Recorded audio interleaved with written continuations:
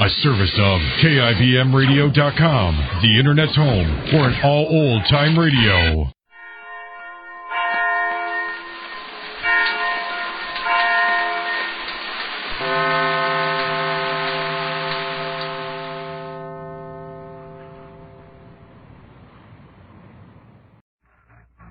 King of every citizen. Tonight on the air, we hope that our Fred Allen show, going on as usual, will provide our audience with helpful diversion. For civilian morale is important when the first task of every American is to help make America strong. To this task, we dedicate our manpower, our machines, our industry. In this respect, the Texas Company is proud to report that the strength of our vital oil industry is by far the greatest in the world. Even the Texas Company alone produces more petroleum than all of Europe, exclusive of Russia. Yes, all of us have our job to do in helping to make America strong. And every American pledges with heart, hand, and mind to make it stronger and stronger.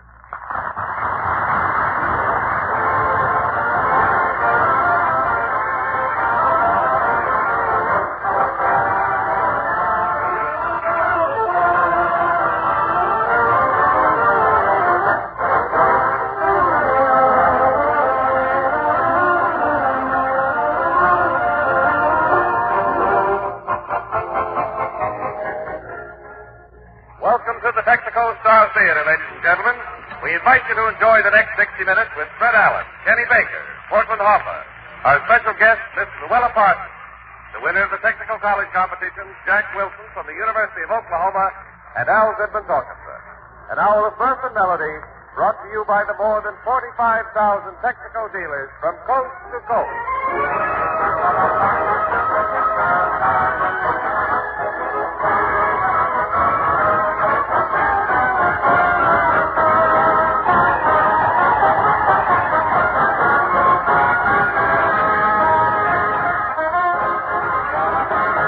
Ladies and gentlemen, for 4 days last week, York was in a fog. We bring you now a man who has been in a fog for 40 years. He's Fred Allen. Here's Fred.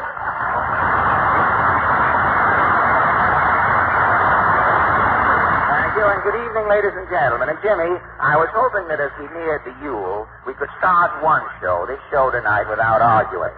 But, what is that? But, since you, have you got a funny line in your script that I haven't got?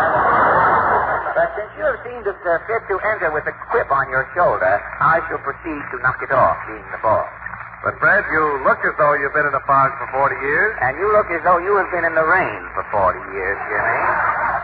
In the rain? Yes, Mr. Wallington, you are the biggest drip I have ever seen. You are so wet. Now watch that mugging while I'm reading the line. I mean, even when you turn around without doing anything, I consider that mugging. You are so wet, Mr. Wallington. If you ever lie down, the government will stock you with trout. I was only kidding. You don't have to get sore about it. Well, why shouldn't I get sore, Jimmy? You pulled that gag about the fog. Now you ruined my whole newsreel. The newsreel, I've got 4 people here tonight to talk about fog. I'm sorry, folks. I won't be able to use you folks tonight. Some other time, possibly. I'll keep you in mind. Well, good night, Mr. Allen. Good night, Mr. Allen. No, you don't.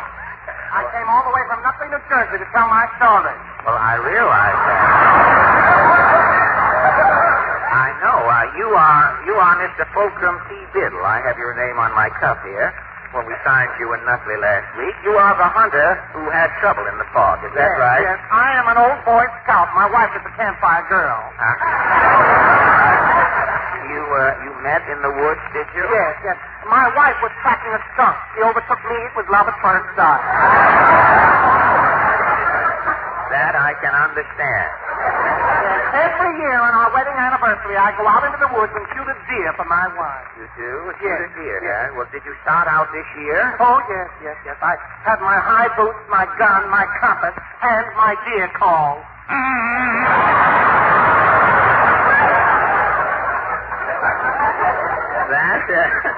That is your dear call, isn't it? Yes.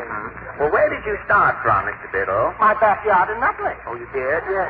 Well, was the fog bad as you Oh, left? it was terrible. I bounded into the woods. I couldn't see a thing. I blew my gear call. What happened? Well, sir, there was no answer. The fog kept getting worse. Yeah? I got down on all fours and started crawling. You were crawling through the fog on your hands and sir. knees? Finally, I found some deer tracks. You found some deer Yes, sir. I tracks? followed the deer tracks to an old cave. I looked in. And there you found... 4 little boys on pogo sticks. Well, what did you do, Mr. Biddle? I blew my gear call.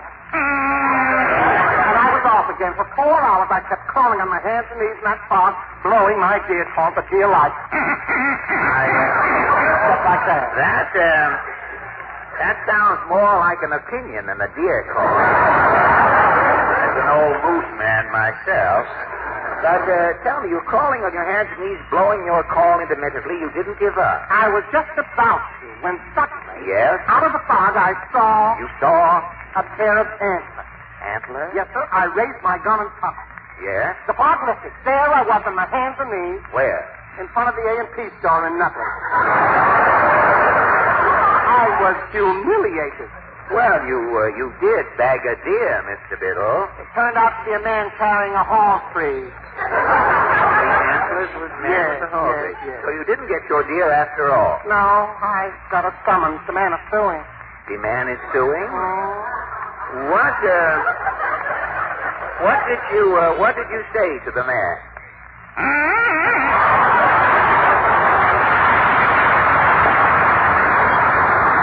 I get it, and thank you for your labial contribution, Mr. Fulcrum Biddle. Well, now we guess we can get on with the show now. Not quite yet, old boy. All staff, open show. Well, not tonight. We don't want any today. But I have written a fresh batch of poems. We are not interested. Have you heard Goodbye, Sweet Flossie, Here Comes the Posse?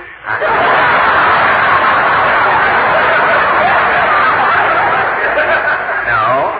Or, She listened to me prattle as we sat among the cattle? No, I haven't. Or, That's not a piece of burlap, brakeman. You're yanking my mother's shawl. Now, wait. Wait, Falstaff. Tonight, we were supposed to discuss the recent foggy spell. Precisely why I am here. You? I have written a poem about it. And what is your fog poem called? An epilogue to fog. An epilogue to fog. Well, how does it go? Poets for eons facing starvation have turned to the weather for inspiration. They have written odes to the sleet and snow, to the rain and the frost, and the winds moaning low. The one. But I am a poet, a renegade. A song of fog is my serenade. When I sing of fog, I'm all agog, like a hog in a bog or a frog on a log, like a polly with its wog or a nig in its nog. Yea, the muse I flog to sing of fog. Well, thank The you. reason I chant of fog is plain. I run a lighthouse up in Maine. Fog is what makes my living for me. Where would I be but for FOG? Well, thank you. If there was no fog on that lonely reef, my lighthouse would close, and I'd be back on relief. Well, thank you very much. From the ridiculous, we turn to the sublime and welcome Kenny Baker, loyally supported by Al Goodman and his orchestra. Kenny sings El Rancho Grande.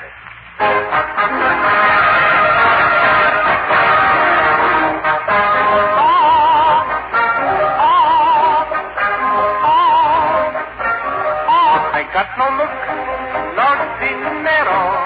I'm just a gay caballero. With my guitar, joy I'm ringing. And where I go, I keep singing. I have a bunch of brandy, it's just across the border. Each day I'm in my saddle, rounding up the cattle. The cowboys close beside me are the companion. As we ride down through the canyon, I have a bunch of brandy, it's shaped like my sombrero. The trees grow all around it, the mountain tops surround it. A little senorita is waiting for me on my rancho big grande. You be my bridle and my saddle, and my old pin-top saddle. I'll get the cowboys a-riding out where the rustlers are hiding. I have a bunch of brandy, it's just across the border.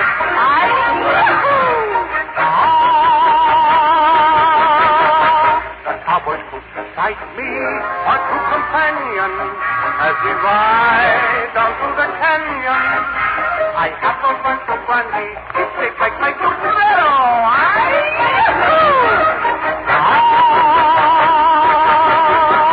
A little senorita is waiting for me on my rancho Big Grande.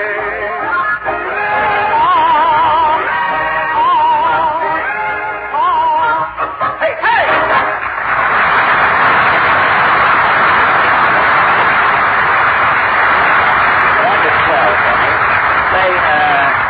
Jimmy.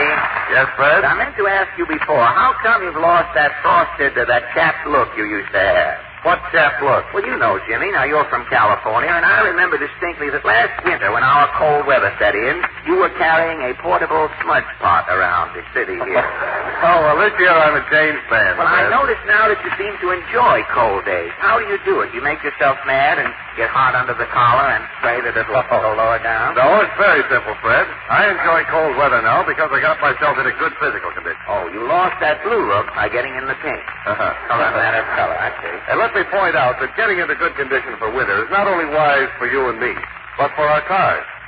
Ladies and gentlemen, if you want to enjoy driving your car despite cold days, don't delay seeing your Texaco dealer for complete winter conditioning. That means having the old worn oil changed so that you'll get quick battery and gasoline-saving starts in any weather. It means seeing that the right grade of quality lubricant is in the transmission for easier shifting of gears on coldest days. And going further, it includes a change over to winter lubricants at all vital points in the chassis for smoother, easier riding. So drive in at your Texaco dealer and drive out with an easier handling car and a safer car, too. He's trained to do skilled, thorough work, and he uses these quality Texaco products: Avalon, his premium motor oil, or insulated Texaco motor oil, Texaco transmission lubricant, and Marfac for the chassis. Do it tomorrow.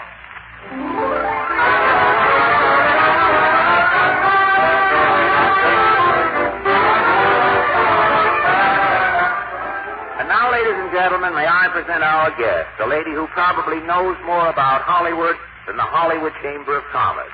She is Miss... Mr. Allen! Well, pardon.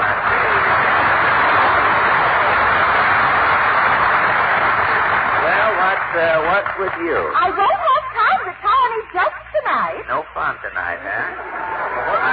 Why not? Penny and I are going to surprise our guest. Surprise hour. You know who our guest tonight is. It's Miss Luella Parsons, the famous Hollywood columnist. Wait till you see the big Hollywood reception Penny has fixed up for Miss Parsons. Hey, Penny? Yeah, you bet, F.A. Why, you can't sneak her on. Miss Parsons is from Hollywood. Well, no, but how can we give her a big reception with three of us? Mr. Goodman bought a special fanfare. A fanfare? It cost $15. You got it wholesale. To a friend. He knows a man with fanfare. Well, what kind of a Sorry, fanfare? my car. What kind of a fanfare is it? Well, Mr. Goodman, will you play Miss Parsons' fanfare, the $15 one?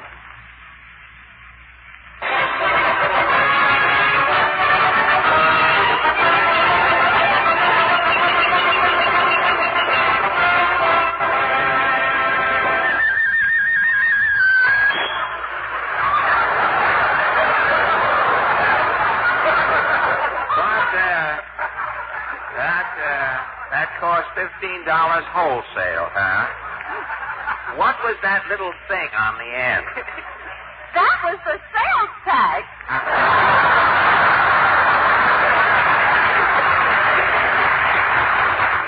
Here's your speech, F.A. What speech? What do I want with this speech? Well, you're supposed to be the MC in the lobby.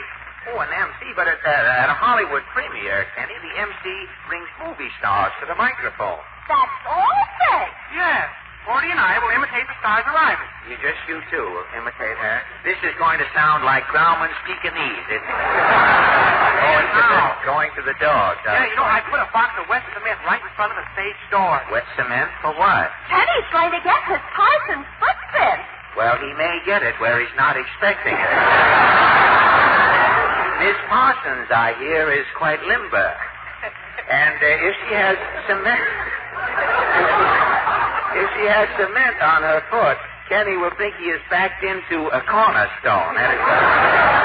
Okay, let's go with the broadcast, F.A. All right, some tells me I shouldn't, but all right.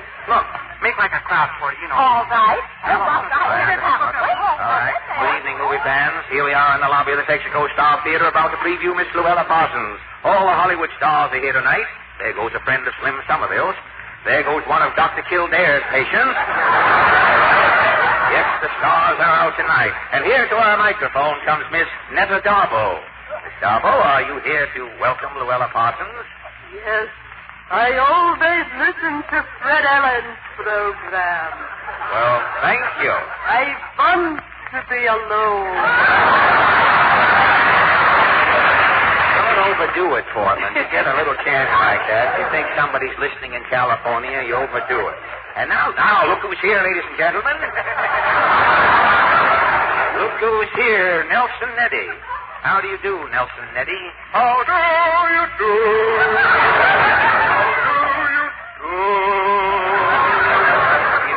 You are going in to cheer Miss Parsons?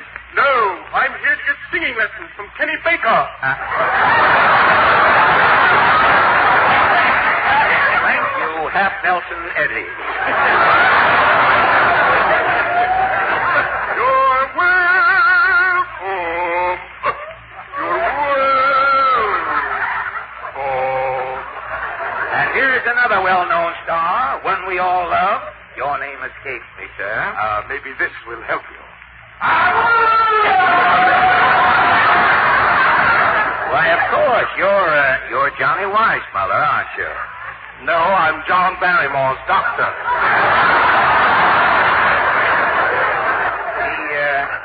He hasn't paid you yet, I get it. Well, still the stars walk by, and here comes the star of the evening, the first lady of the Hollywood columns.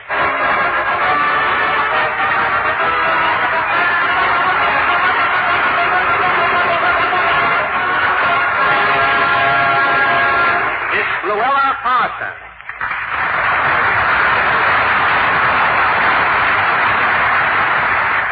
What you did, you parted too soon. I really ought to read the whole thing over and make you do it. Well, good evening, Luella, if I'm not too familiar. Not at all, Fred. And thank you for this gala reception. Oh, well, we just tried to give you the old Hollywood rinky-dink, Luella. How did it sound? It sounded grand. I thought for a moment I was Abbott and Costello. You had everything but the spotlight. Yes, we wanted a spotlight. We thought we could make Mr. Goodman's bald spot do. But his skin went dim at the last minute. And while we're waiting for Mr. Goodman to glow, you and I can tango. What's on your mind, Fred? Well, Luella, you know all the gossip about Hollywood. You spent years making other people famous. How about coming out from behind your typewriter tonight and giving us the lowdown on you? Well, Fred, there really isn't any lowdown. People all over the world are interested in Hollywood. I just try to print the news as I see and hear it. Well, how many newspapers carry your daily column? Well, I should say about 300, including 5 in South America. 5 in South America. If Mr. Zanuck hears that, he'll have Don Amici playing the life of Carmen Miranda. Fred, Yeah? Miss Parsons is you put my name in a column. Now, Kenny, you go away. Kenny, go away. Well, tell me, excuse me, Luella, but tell me, how do you manage to get the news of the industry and the stars first? You have little men who hide in producers' offices disguised as bookends? Not at all, Fred. I get the news right from the stars themselves. Well, only yesterday, Mickey Rooney telephoned to me from Hollywood to tell me of his engagement to Albert Gardner. And a little later, Constance Bennett wired me that the stork had brought her a 6.5-pound baby girl. You didn't hear from the stork personally, No, did you? he forgot to call me. Well, why... Why do the stars call you up, Luella? Well, you see, Fred, many of the boys and girls came to me for advice before they were stars. And after they became famous? Many of them still ask my advice about their marriages, quarrels, contacts, the horses they own, and about everything else. Well, do they take the advice you give them? But never. Huh? That's the way it is with advice. A lot of people can't take it. Well, now, how did you first get involved in the picture business? Well, you see, I started as a writer in the old S&A studios in Chicago. The old S&A studios. Right. You'd better be careful, Luella.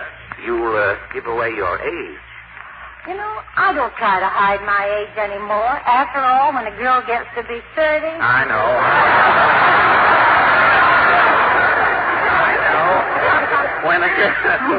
When a girl gets to be 30, she stays there. But when did you start writing movie gossip? On the old Chicago Record Herald. I started writing picture news for fun. And your daily report became the world's first syndicated movie column. That's right. Hey, Fred, ask her about my name. In a minute. I know your name. I'll ask her in a minute. Now, about Hollywood. Which came first, Luella? You or Hollywood? Well, I guess Hollywood came first. No day. Now, wait a minute. Wait for our laugh here. The doc won't like it if you talk on our laugh. No. Which came first, you or Hollywood? Well, I guess Hollywood came first. But in those days, it was just a small town. And the stars were all our neighbors. I know. Those must have been glamorous days. Indeed, they were. You know, Fred, I remember when John Barrymore married Michael Strange. What a wedding. Oh, I read about that in the Encyclopedia Britannica.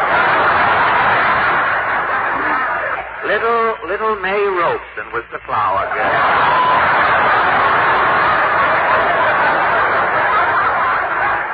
Now, tell me, was Cecil B. DeMille with beret askew loose in Hollywood at that time? Yes, I'm afraid he was. He was making 10 Commandments and the King of Kings. Mr. DeMille was the father of epic production. Yes. You know, in those days, he used horses by the hundreds and extras by the thousands. Well, it's a lot different today. I hear that in his next picture, the Lone Ranger is going to be a pedestrian. Yes, sir, the OPM has stepped in and taken his silver, I understand. Oh, say, Fred, if Miss Parsons is going to use my name, why, Penny is spelled with a small K, and there's one B in K.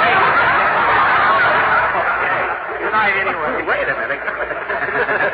Go through that again. You see, Miss Parsons, he cannot resist you. You've upset Kenny here. Go ahead, Kenny. Well, look, Miss Parsons, my first name is spelled with a small K, and the last name, Baker, is spelled with a small B. Yes. And you'd like to do in pictures. What has Charles Fourier got that I haven't got? And where can I get it in 6 easy lessons? Now, look, Kenny, you haven't the profile to be a movie actor. Profile, he says. Look who's talking. Why, you look like Santa Claus came down your nose and let the bag into retard.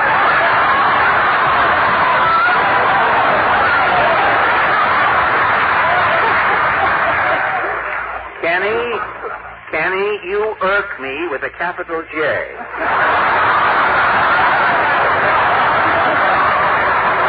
Well, Luella, I know you are always stalking news. How would you like to walk out of here tonight with a scoop? Why, I'd love to, Fred. Well, now, confidentially, do you know an old character actor out in Hollywood named Benny? Of course. But you can't tell me anything about Jack Benny, Fred. I can't tell you anything about Jack Benny, eh? Where was he born? Why, in Waukegan. Everybody knows that. So he hoodwinked you, too, huh? How would you like to know that Benny was born in Chicago? In Chicago? After the Chicago fire, Benny's family fled to Waukegan on a hook and ladder. Now, Fred, you know very well Jack isn't that old. He isn't that old. Benny started the Chicago fire. I don't believe it. Why, when Benny was a little baby, Luella, he was too cheap to buy milk. He used to crawl into Mrs. O'Leary's barn and have lactic traffic with her cow.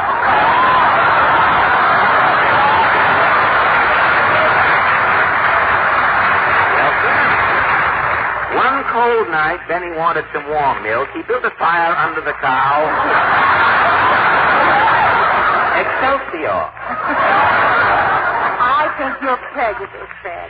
Everybody out in Hollywood is crazy about Jack Benny. He's just a fun-loving boy. Boy, Say, do you know a girl out there who calls herself Mary Livingston? Of course I do. Mary is Jack's wife. Wife? Mary Livingston is Jack Benny's daughter. Fred Allen, how can you say a thing like that? I have the proof, Luella. Years ago, Benny was married to a little seamstress in Philadelphia. Her name was Betsy Ross.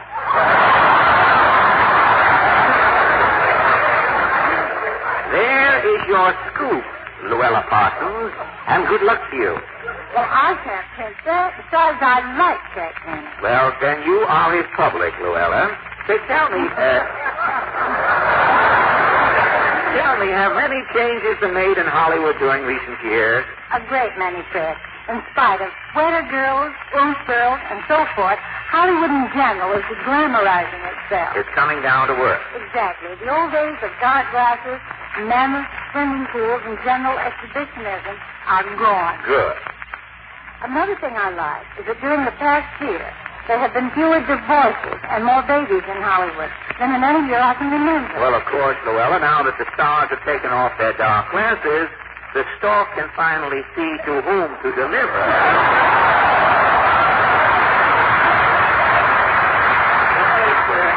It's been swell having you with us tonight, Luella. Is there anything that we've overlooked, as far as your work is concerned? No, Fred. I think we've covered my career pretty well. Well, after writing about Hollywood and the stars for 25 years, I guess you have covered about every big story out there. No, Fred. Some of my biggest stories I've never printed. Why not, Luella? Well, getting scoops and inside news. They've been saying to a Hollywood columnist.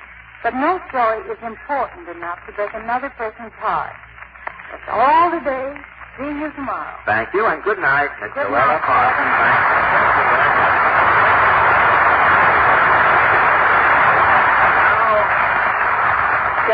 Now, Kenny Baker is Hollywood Hope Blasted, finds solace in song. Kenny Baker singing The Angels Came Through.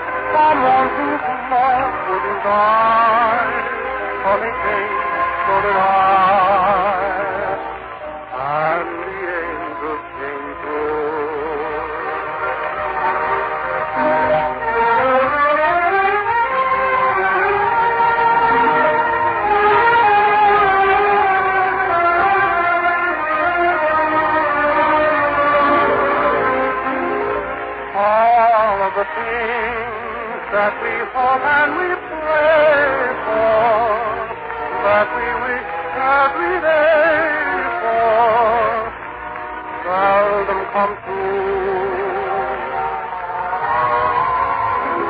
Yet you are one who gives everything to some. Angels of love who bring them to you.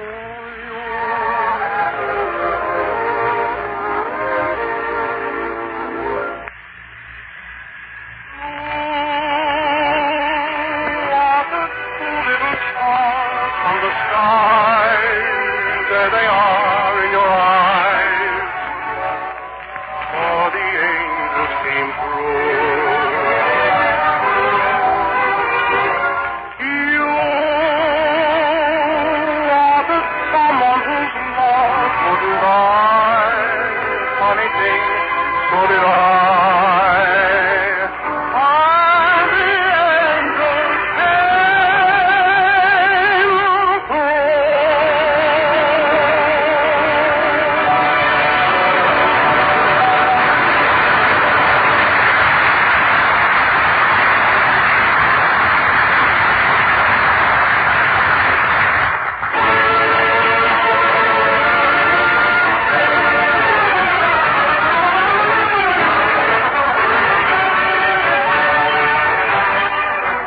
Fred Allen returns in just a moment to bid welcome to the most talented student at the University of Oklahoma.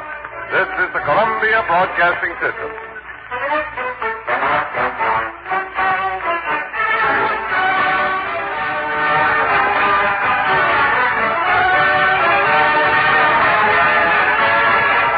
Tonight, ladies and gentlemen, another young college student appears to take his place in the spotlight at the Texaco Star Theater. The official choice of his fellow students as the most talented undergraduate within their ranks. Each Wednesday night, a separate university is thus honored. Its winner is brought to New York for a coast-to-coast radio appearance as Fred Allen's guest with all expenses paid, plus a salary of $200. And here is Fred himself, the chairman of our reception committee. Well, thank you, Larry. Tonight, ladies and gentlemen, we are pleased to stop taking bows. We're not for you. Tonight, ladies and gentlemen, we are pleased to have you meet the University of Oklahoma's most talented undergraduate, Jack Wilson.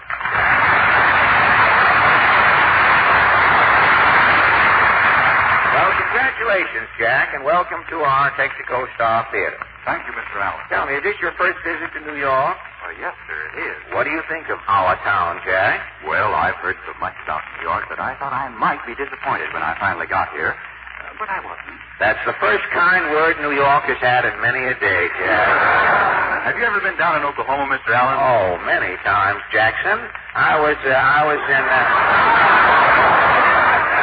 When I was in vaudeville years ago, I played Tulsa, Oklahoma City, Enid, Sepulpa, Bartlesville, Oak Mulgee. Well, you know, back in 1920, Jack, if you lived in any small town in Oklahoma and saw a small, mangy pony, 4 scurvy dogs, and me get off the train, that was the vaudeville show for that week. Well, I'm afraid that was a little before my time. Well, fortunately for you, Jack, that dog act was nothing to brag about. You know, Oklahoma and New York have a lot in common, don't you think? Well, I don't know. You know, an Oklahoma cowboy would sure get a laugh out of the horses you have here in New York. The horses? How do you mean, Jack? Well, I saw a horse today with a braided tail and fancy rubber shoes on. Oh, wedgies, yes, the horse. Yes, our city horses are a little effeminate, Jack. You know, if a man gets on a New York horse and doesn't sit side saddle, the horse looks around. He knows it's a tourist aboard. But enough of this equine small talk. Tell me, Jack, what are you studying down there at school? Law. I'm a senior law student. Law student? Well, that's peculiar, Jack. 5 of the 8 college boys who have been on our program this season have been law students. You know, if we keep getting lawyers, people won't know this program from the Goodwill Court. Is your father a lawyer too, Jack? No, sir. My dad's a salesman. He sells aluminum cooking utensils. Well, how can your dad sell aluminum when the government has a priority? Well, that's what he keeps telling them down at the office. I see. Your dad has a sideline. He's a Bob Hope fan. Very pleasant sideline, too, I might add. But tell me, Jack, are you a fraternity man? Yes, sir. I'm a Beta Theta Phi, and I'm also a member of the Phi Delta Phi, the legal fraternity. You're living on the fat of the land, in other words. The farmers at the school I attended years ago had an agricultural fraternity. It was called the Alpha Smalpa Alfalfa. I've never heard of the Alpha Schmalpa Alfalfa. Oh, well, it was just a corny outfit. Our fraternity pin was a spot of succotash worn low on her vest. But not changing the subject, have you done any Christmas shopping while you've been in New York? Have you bought any presents? No, the only present I have is one for you, Mr. Allen. Oh, a present for little old underdone mentally Jack. Yes, sir. Mr. Joseph A. Branch, the president of Oklahoma University, has asked me to present you with this Indian headdress. Well, that's very nice of Mr. Branch.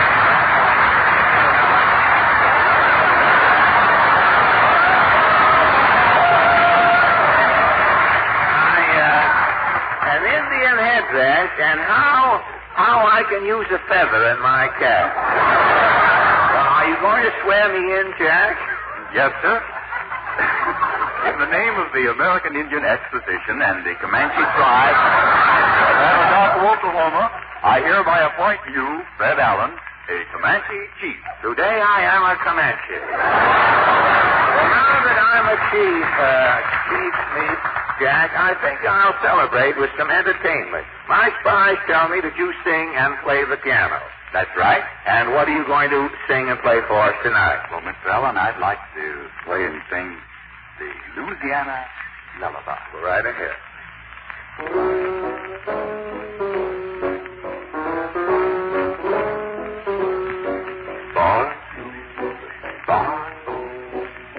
The Louisiana Lullaby.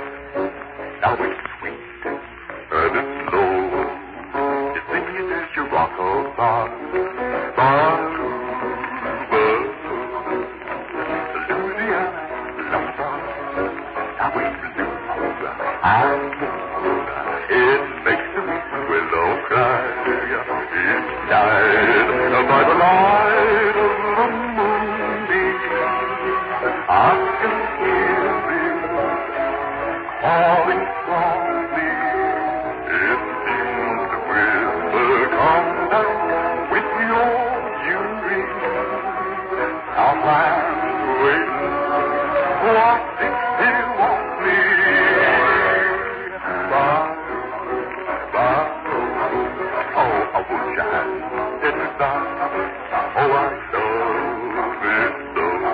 so. The Louisiana Lullaby.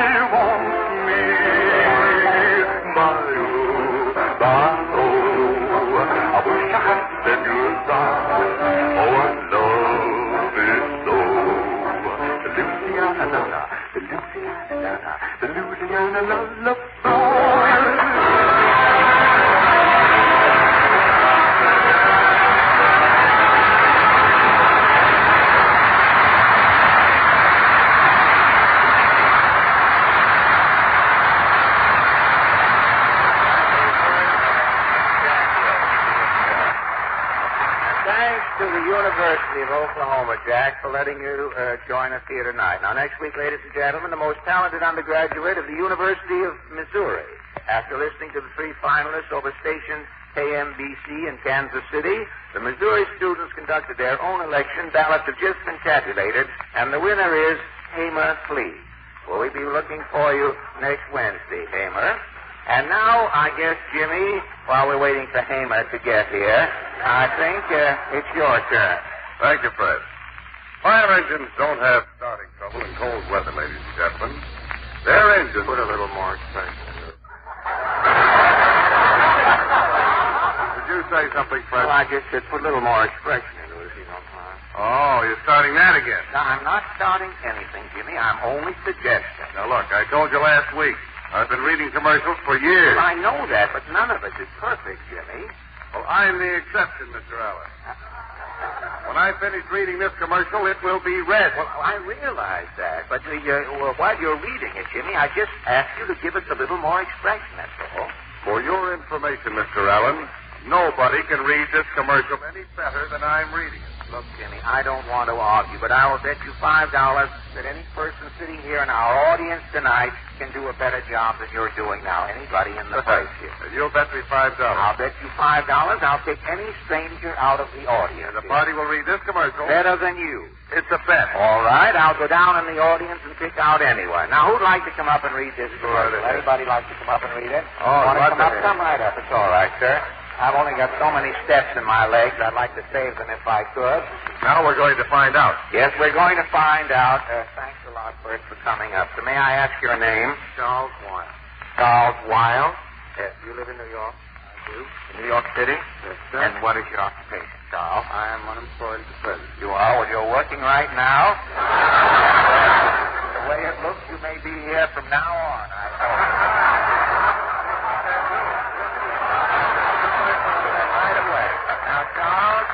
There is the commercial. You go ahead and read.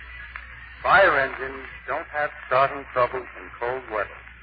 Their engines roar into action at the drop of a hat and warm up fast. They must have quick power and full power. It was to meet those requirements that Texaco first developed fire-cheap gasoline. That's good. You gave it 2 words. He gives us 1 word. Fire-cheap is called the emergency duty gasoline because it was designed for fire engines, ambulances, and other vehicles in special service. Texaco Fire Cheap comes to you loaded with power. It's ready to go at the push of the starter. It brings you quickly up to cruising speed. It delivers good long mileage, too, for every gallon. So next time, try a Texaco dealer and Fire Cheap.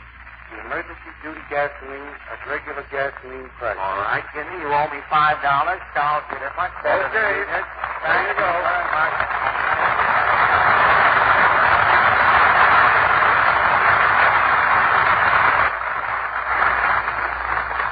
Starting next week, ladies and gentlemen, the announcer on this program will be Mr. Charles Wild.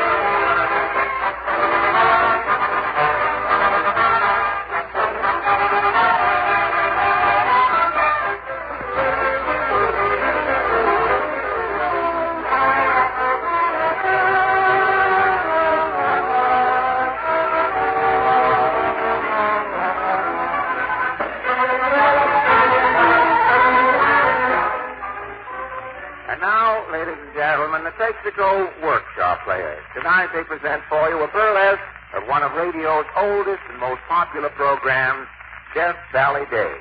This version tonight is called Death Valley Takes a Holiday, or He Died with His Boots Off and the Indian Saw 3 Heels.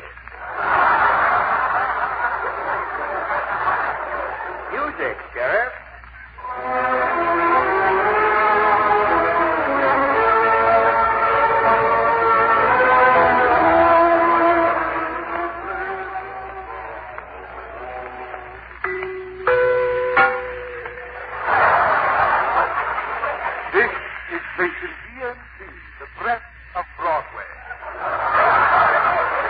Tonight, we bring you another true story as told by the old scout. Well, howdy, folks. Before we hear from the old scout, just a word from our sponsor. Death Valley Takes a Holiday is brought to you by Think Fish Balls. Think Fish Balls contain only the cheapest fish. At all leading fish markets, Think pays less for fish than all leading fish manufacturers combined. At the fruit and fish market. Each paid 18% under the market price. At Fisherman's Wharf, San Francisco. Each paid 42% under the market price. At the Trenton South Auction. Each paid nothing but this is sold. That is why these fish balls may not be the best, but they are the cheapest. If it's cheap, it's a fish ball.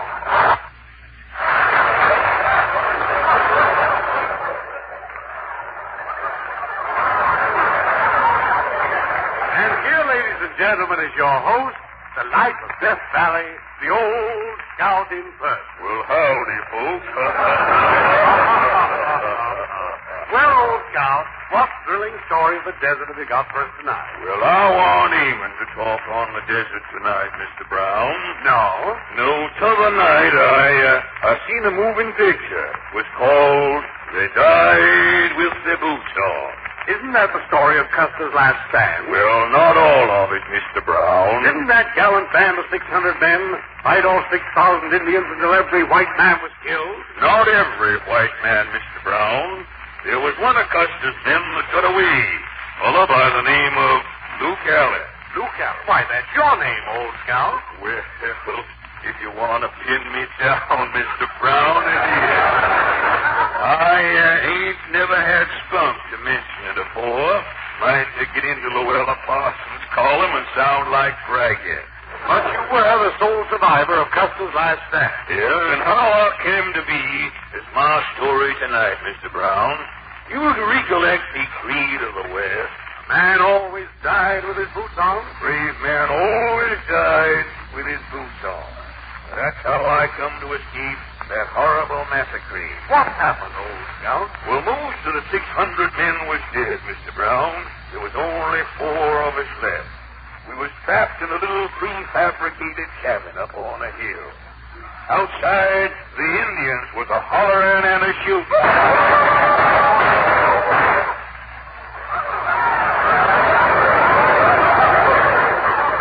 And all of a sudden, like, it got quiet. Long John Bill there, one of our boys, spoke up. Hey, toughen up. Them redskins have stopped to shoot. Maybe they're holding a powwow. Maybe them red teams is going to burn us out. Man, we only got one chance. What's that, Wild Bill? One of us has got to get through to Errol Flynn to get help. If an Errol Flynn knowed we were surrounded, he'd come a-running. Flynn saved the Santa Fe. He sure can save us. One of us got to make a run for it, man. But that's almost certain death, Wild Bill. Man, we ain't a-showing the white feather, are we? No. Then one of us has got to take a chance. That's far and squaw, men.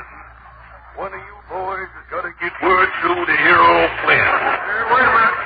One of us, boys. What about you, Luke Allen? How about wait a minute. Hold on, men. I can't go. I'm liable to get killed. You ain't afeard of the last roundup, Luke. No, I ain't. But when I die, Wild Bill, I'm dying with my boots on. But what's that? Look, man.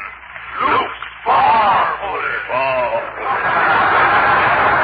And if I'm barefooted, I can't die with my boots on, you know? Where is your boots, Luke? Well, running through the cabin, my boots dragged off. About a mile down the trail. Now, I can't die here with my boots down bar. Hold on. If you loses the draw, Luke, you can borrow boots from one of us. You can die with our boots on. That's an idea. That's far and squaw, ain't it, Luke? It sure is far and squaw, Sweetback. What size boots do you wear? Mine, size 9. See, what's yours, Wild Bill? My boots is 10s and a half. Long John? My right one's size 11. The other one's a 12. My left big toe is king size. Well, you got the choice, Luke. We got 9s, 10.5, 111, and 112. Now, ain't that just my luck? My boots is size 18 AAA. Get on with the drawing, then. Now, hold on, Luke. You ain't getting out of this. Well, it ain't me, Wild Bill. It's tradition. If there ain't no boots to fit me, how can I die with my boots on? I got an ID, and it's far and square. What's far and square? Before we draw lots to see who goes for Errol Flynn, we'll draw lots to see who goes for Luke's boots. That's far and square. And we'll let you join us for the first draw, Luke. Well, okay, men, I'll draw. It slips way back. Got 'em ready right here in my hat. And the draw the shortest slip goes for Luke's boots. That's far and square. Okay, draw, man. I got mine. Hold up the hat. Now, hold out the slips, man. Who's got the shortest? Jumping. Gibson hits me. Way back. You go for Luke's boots, way back. Yeeper. Good luck, way back. Okay. And if they get me, tell them back home I died with my boots on. Open the door. Goodbye, man. Go. Well, he died with his boots on. Too bad Swayback couldn't have given him the slip. Speaking of slips, reminds me, Luke. Yeah, Wild Bill. When we held out them slips after the draw, I noticed you had 2 slips. One was behind your back. Well, it must have been a hangnail. I got wide hangnails.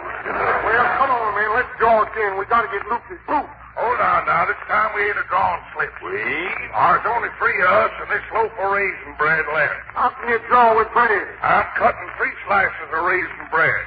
We'll each take a slice. Low man with raisins and his slice goes for Luke's boots. Now I'm cutting. Take your slice, Long John. Okay. Luke. Okay. This is mine. All your raisins. I got 6. I got 5. I got 4. Looks like it's you, Long John. Good luck, Long John. Okay. And if they get me, tell them back home I died with my boots on. Open the door. Goodbye. Go home. Well, he died with his boots on. Must have been that same redskin that got Swayback. Yeah, it's the Daily Devil today, didn't it? Well, Long John's eyes sure was bad. Sure was. His eyes were so bad, reckon he never seen that bullet come in. Long John never seen the 2 of them raisins in your bread with horse flies, neither. You ain't incinerating, Wild Bill. You was low bred, Luke Allen, and you knows it. I want no lower bred than you was. Well, ain't no use in ruckusing, Luke. One of us 2 has got to go for your boots. Well, hand me the knife. I'll slice this raisin bread again. Not this time, Luke. We'll roll dice. Well, okay, suits me. I got my dice right here in my post. We ain't using your dice, Luke Allen. Why not, Wild Bill? Them dice of yourn are so loaded it takes 2 men to roll them. We'll roll my dice. Well, suits me. First man to roll a 7 spades. Suits me. The other man goes for your boots. I'll roll first. Take. Your roll, Luke. Mind if I roll them one at a time? I got a small hand. Not as long as it's far and squall. It'll be far and squall. Now, here's my first roll. 5. You got to roll a 2 to win. Come on, dice. I'm requesting a 2. Well, I'll be dang glad the 2 it is. A 2 and 5 make 7. Well, good luck, Wild Bill. Okay. And if when they get me, tell them back home I died with my boots on. Open the door. So long, Luke. Well, he died with his boots on. Is that, Mr. Brown, is how I became the sole survivor of Custer's last stand. Yeah, old scout, that Indian got Wild Bill, too. Yeah, Mr. Brown, thought I was alone. What did you do? The first thing I did is put my elk tooth back on. Elk tooth? Yeah, you see, when I rolled out that 5, I needed 2 to make a 7. Well, my elk tooth had 2 cavities. I hit the dice, I rolled out my elk tooth, I made my 7. Well, what happened when you were left alone, old scout? Well, before trying to escape, I wanted to see if that Indian had any ammunition left. I opened the door. He did have. No, then, there was no chance of getting word through to Errol Flynn. You were sunk, old scout. Thought I would buzz it bait sure enough, Mr. Brown. But thinking of Errol Flynn, give me an idea. Yes? I opened the door. I called to the Indian. Hey, Chief!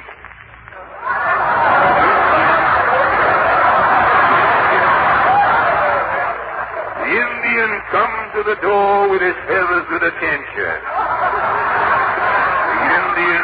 The Indian says, I says, do you know Errol Flynn? I plead with Errol Flynn instead of feed. We play with Errol Flynn in Dodge City. Brother. What a brother.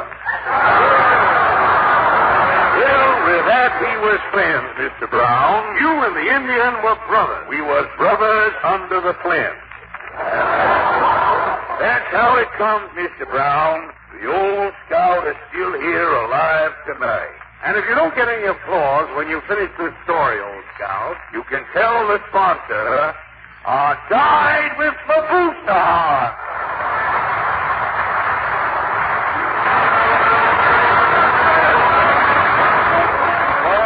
Yes, that about winds everything up, ladies and gentlemen. Thank you for joining us tonight. Next week, our guest will be Ned Sparks, the famous Hollywood star, and the winner of the Texaco College competition at the University of Missouri, Hamer Fleet.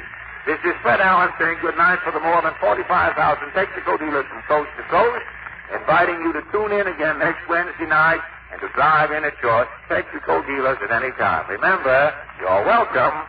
Good night. Now, for further developments on the war situation, we take you to the CBS newsroom. This is John Daly reporting from the CBS newsroom in New York, and here are the latest developments in the war with Japan. First, the bulletin has just come in, datelines Manila. An Army communique today said that Army bombers had scored 3 direct hits on a Japanese battleship of the Hiranuma class, the 29,000-ton class, at a point 10 miles northeast of northern Luzon. A fire was started on the ship, says the bulletin. 2 bombs dropped close alongside the ship. The battleship was said to be blazing fiercely when the bomber left the scene. It's now about 2 o'clock on Thursday afternoon in Manila. Japanese forces still appear to be tracking at many points in the eastern Pacific, but there have been no important developments in the last few hours. The principal attack seems to be going forward on the Philippine island of Luzon. According to the latest War Department communique out of Washington, Japanese landings on the west coast of Luzon have been repulsed, and enemy losses apparently have been large. But Washington admitted that the Japs have gained a foothold on the northern coast, probably between Vigan and Apari. There is almost no news from other American possessions in the Pacific area. The Army command in Honolulu reports that Hawaii has suffered no enemy attacks at all since Sunday, and the islands are described officially as quiet. All citizens, among them several thousand Japanese, are said to be cooperating with the authorities. Hawaii is now under martial law. As for operations in other areas, Japanese troops have captured the British airdrome at Kota Bharu in the northern sector of British Malaya near the Thai border. South of Kota Bharu, British forces are putting up vigorous resistance. And Singapore, Britain's naval base in southeastern Malaya, is being reinforced by naval and air units from the Dutch East Indies and India. About an hour ago, Columbia's shortwave listening station here in New York heard the British radio say that the Dutch fleet has left Batavian waters. Quoting Singapore dispatches, BBC also said that 270 American and British subjects have already been interned in Japan. From Singapore Direct comes word that an undisclosed number of survivors have been landed at the British naval base from the British warship Prince of Wales and Repulse, which the Japanese sank yesterday. The Associated Press reports that Columbia correspondent Cecil Brown is among those rescued from the Repulse, and so is O'Dowd Gallagher, correspondent of the London Daily Express. Both Brown and Gallagher were previously reported on board the Prince of Wales. So far, there is no news of Admiral Sir Tom Phillips, commander of Britain's Far Eastern Fleet. Regarding operations farther north, the British say they have stabilized their positions at the Crown Colony of Hong Kong and repulsed 2 Japanese attacks. Chinese forces are advancing against the Japanese in the Canton area, which is a few miles north and west of Hong Kong. On our own west coast, California, is now blacked out from the Mexican border north to a point west of Boulder Dam in Nevada. And the Port Interceptor Command says this is not a practice blackout. Here is a report just in about that area. The Army announced tonight that unidentified planes were over and south of Los Angeles, and that the planes of the Port Interceptor Command had been sent aloft to determine if they were enemy aircraft. A few hours ago, all radio stations in the Los Angeles area were shut down under orders from the Army. In Mexico, a large-scale move to reinforce Mexico's Pacific Coast defense is underway. All Mexican troops, planes, and gunboats that can be spared are at this moment moving westward, and it was announced in Mexico City that General Lázaro Cárdenas, the former president, has been named the commander-in-chief of all Mexican armed forces on Mexico's Pacific shoreline. And that is the latest news on the Far East. The next special news broadcast will be heard over many of these stations at 1:30 a.m. Eastern Standard Time. Columbia, which is keeping its network open all night, will continue to interrupt its regularly scheduled programs to bring you the latest news. John Daly speaking. This is the Columbia Broadcasting System. The Johnson Wax Program with Fibber, McGee, and Molly.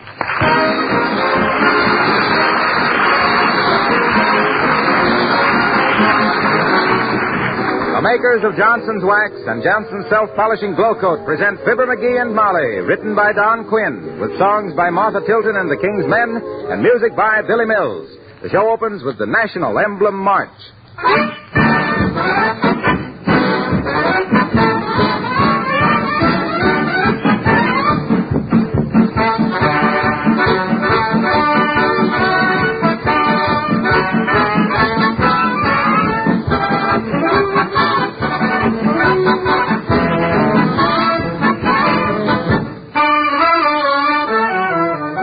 Ladies and gentlemen, I heard an officer of the Red Cross speak last night. He was asking for money. He said in part that it was customary these days to preface any request for help with an apology, but that he wasn't making any apology. Neither are we. The Red Cross needs $50 million, urgently and immediately. Now, for 130 million people, that's the price of a few cigars or a lipstick. The Red Cross is always ready to help in times of war and disaster, and from now on, the demands upon them will be great. But we are a great nation, so let's give till it hurts.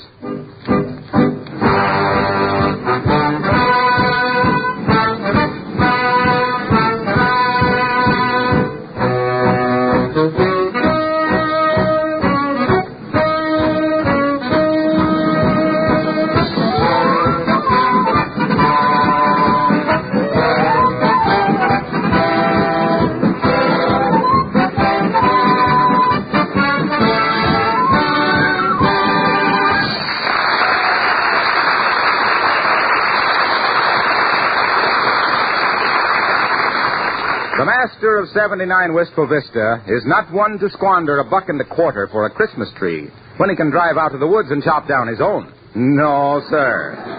And here, driving up to the house, frostbitten but triumphant, we find that lumberjack who saves Jack on his lumber, Fibber of Fibber, McGee, and Molly.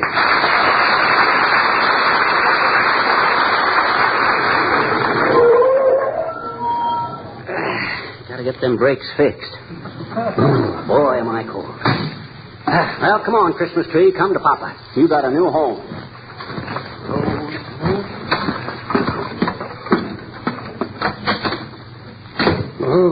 McGee, you're getting snow all over the hall. Why didn't you stamp your feet? Why should I stamp my feet? I ain't mad at anybody. Besides, they're so cold, I'm just walking from memory. Here, you poor lad. Let me take your coat and your mittens. Thanks, Molly. Hey, take a gander at that tree, will you? Ain't she a whopper? Heavenly days, it certainly is. Yeah, it was the pick of the whole woods, Molly. I had to fight off 20 other guys to get it, too. They all wanted it. Oh, did you actually fight for it, dearie? Oh, it didn't come down to actual brawl, no. One guy ups to me and says, "That's my tree, Shorty." And I says, "Yeah," I says, tossing my hatchet up in the air and catching it by the handle. "Try and get it," I says. "You don't need this tree for last Christmas," I says. And he says, "What do you mean last Christmas?" "Well," I says, sinister like, advancing toward him with a nasty look. You lay a blade on that balsam bud, and last Christmas was your last Christmas.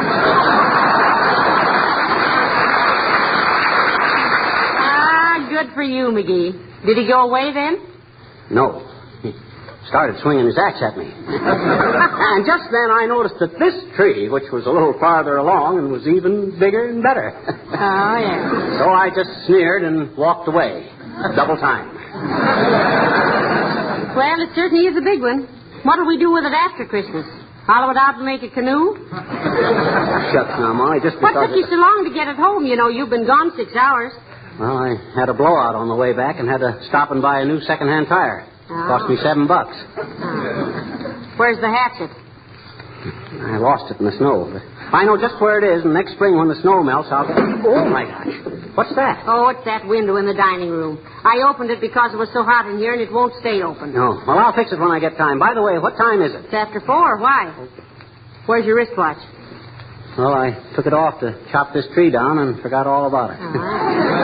Then when I went back to look for it, it had snowed some more and covered it up. Well, that's fine.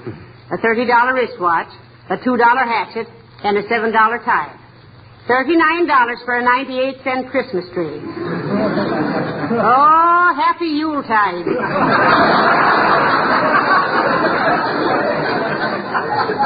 Well, I didn't want one of those measly little moth-eaten shrubs they're selling downtown. When I want a tree, I want a tree, not a bouquet. Come in. Oh, hello, Mayor Latrivia.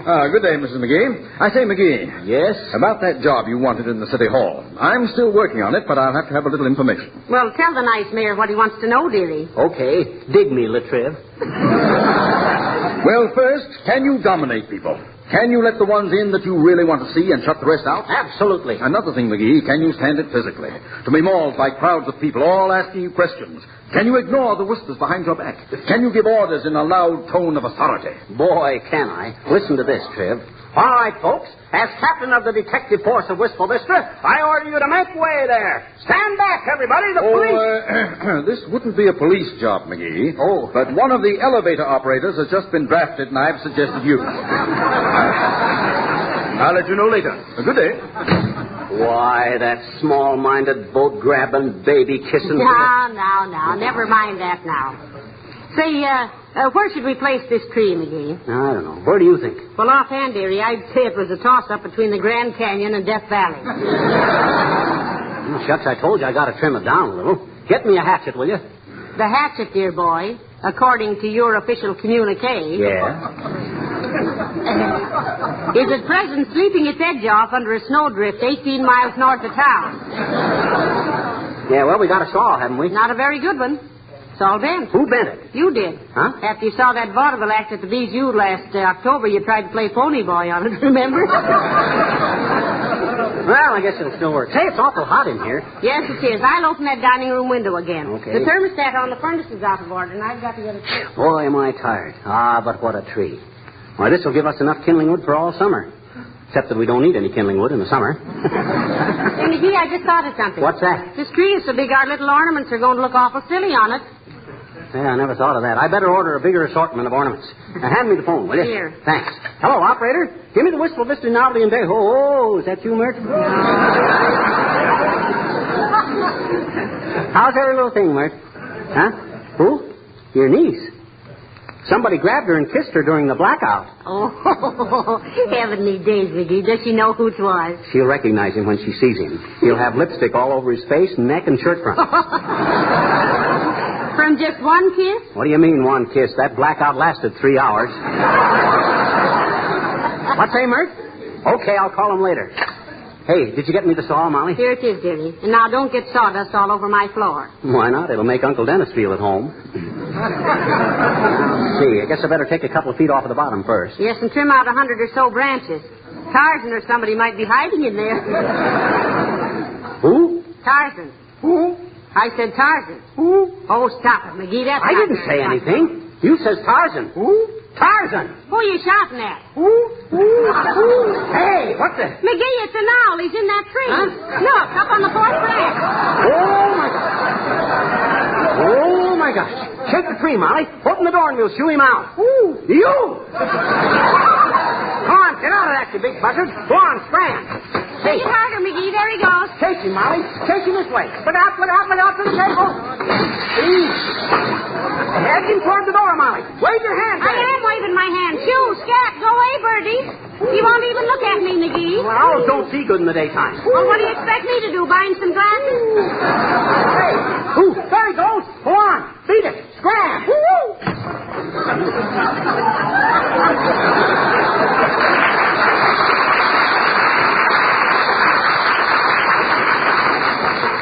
Well, thank goodness. Those things give me the creeps. Me too. Though I will say it was decent of him to back up my judgment. What are you talking about? Well, owls are wise birds, and we both pick out the same tree. Don't you get it, Molly? I says owls Ain't funny, McGee. Okay. But I've been hooted at enough for one day. Hand me the saw again. Thanks. Now... Hello there, daughter. How's about... Hey, what you got there, Johnny? Christmas tree? Oh, no. We buy our firewood on the hook, Mr. Oldtimer. What's on your mind besides that Daniel Boone cap, Oldtimer? Just wanted to know if you could come out and play. Some of us kids are building a snow fort in that vacant lot up on the corner. Having a peck of fun. No, thank you. We've got work to do, Mr. Oldtimer. I'm afraid you'll have to romp in the snow without us. Oh, gee, kids, come on. We wanted to choose up sides and play Yanks and Japs. Only nobody wants to be a Jap. Well, we haven't got time to play now, Oldtimer. I got to trim this tree before... Then you got a corncob pipe we can have, Johnny. If I build a big snowman, I want to put a pipe in his mouth. Oh, give him a cigarette. Yeah, and put a sign on him. Something new has been added. That's pretty good, Johnny. But that ain't the way I heard it. The way I heard it... Hey, what was that? Oh, it's just the dining room window, Mr. Oldtimer. It won't stay open. Hey? Oh, well, the way I heard it, one feller says to t'other feller, say, he says, why does Hitler make all his speeches from a beer garden? Well, says t'other feller, that's so when he starts foaming at the mouth, nobody'll notice it.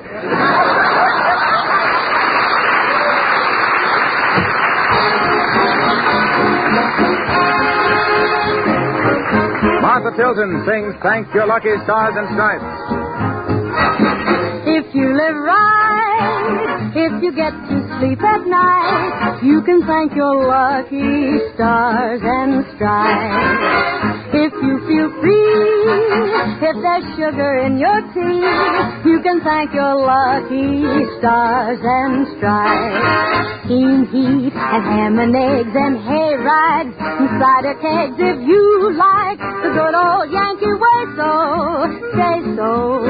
If you can sing and believe in anything, you can thank your lucky stars and stripes.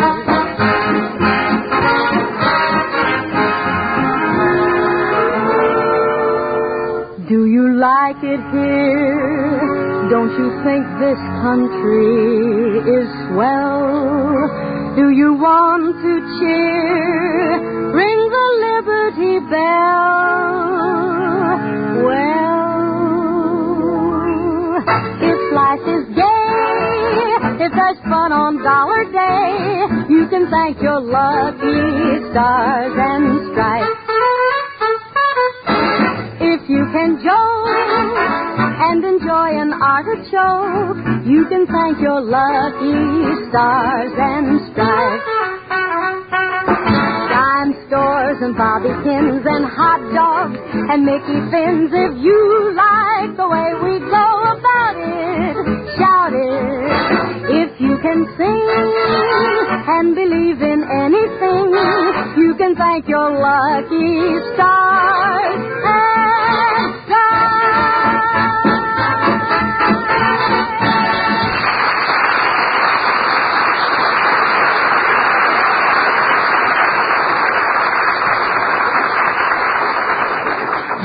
They cut down the old pine tree, and they hauled it away to the mill to make a nice Christmas tree just for Molly and me.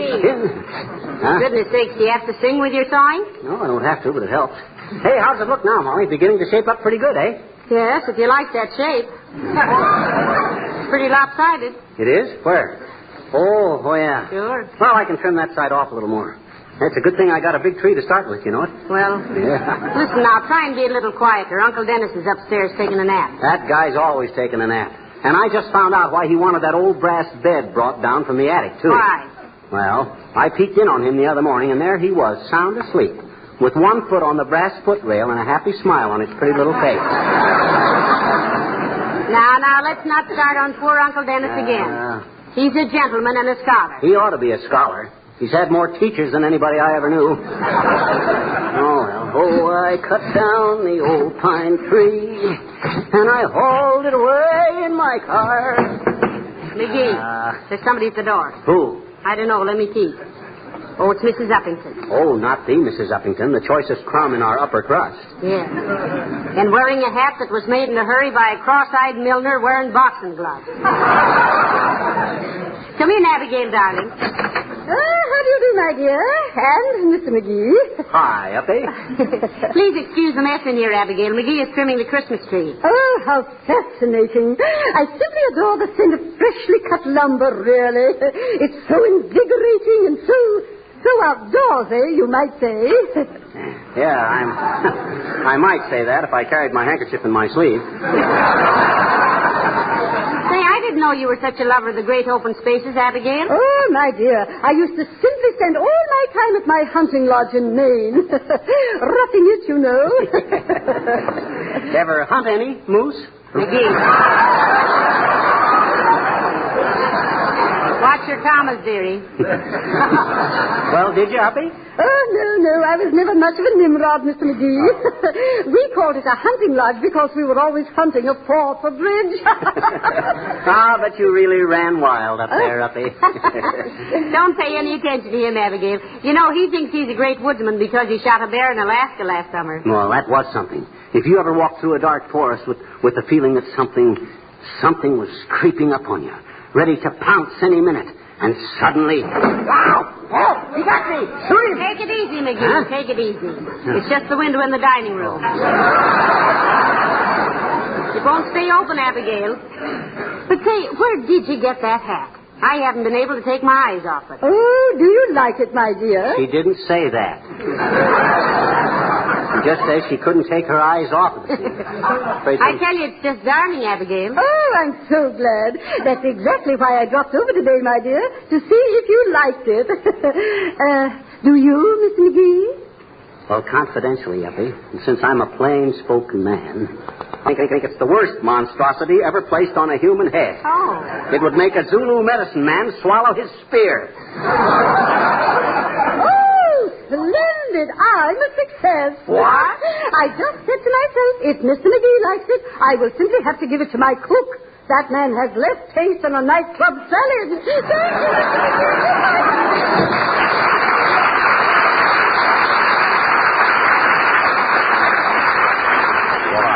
That old flounder. So I haven't got any taste, haven't I? Not in hats, dearie. When it comes to fashions, you'd better just do one thing. What's that? Saw wood. Huh? Oh, okay.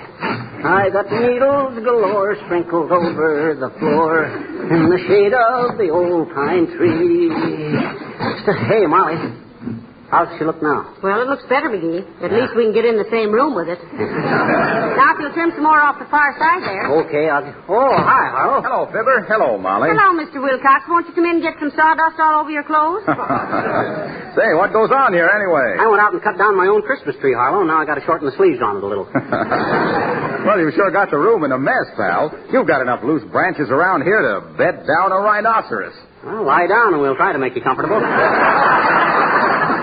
Very funny, McGee. But what can we do for you, Mr. Wilcox? Well, it's like this, Molly. I'm a little worried about the greeting cards I ordered this year. I'm afraid the sentiment is a little too flowery. Well, read one to us, Mr. Wilcox. Though, personally, I don't think a greeting card could be too flowery. Why, certainly not. Let them drip, I always says. Oh, read the blurb, Waxy. All right. It reads, "The season's greetings to you, my friend, from the Johnson Self-Polishing Glow Coat Man. I hope that in 1942 and 43 and 44 and 45 and 46, you'll remember all those little tricks I showed you about saving time and dough by using Glow Coat on your flow." On your well, shut my mouth, honey, child. You shut it, dearie. Continue, Mr. Wilcox. How it saves your linoleum and keeps it clean with a lovely gloss and a dandy sheen. Eliminates rubbing and buffing, too. And in 20 minutes or less, you're through. Just pour some out and spread it around and let it dry. And then you've found the color and pattern have come to life. And so have you, your husband's wife. Oh, that's wonderful. Your husband's wife. If that ain't the corny. Hey, what's that noise? That was Longfellow turning over, Harlow. No, it was the dining room window falling down again. But go ahead, Mr. Wilcox. Well, there isn't much more. Fine. But it goes, the best of wishes I send to you from me and F.C. Johnson & Son Incorporated, too. Well, what do you think of it? Okay. I'll get something else.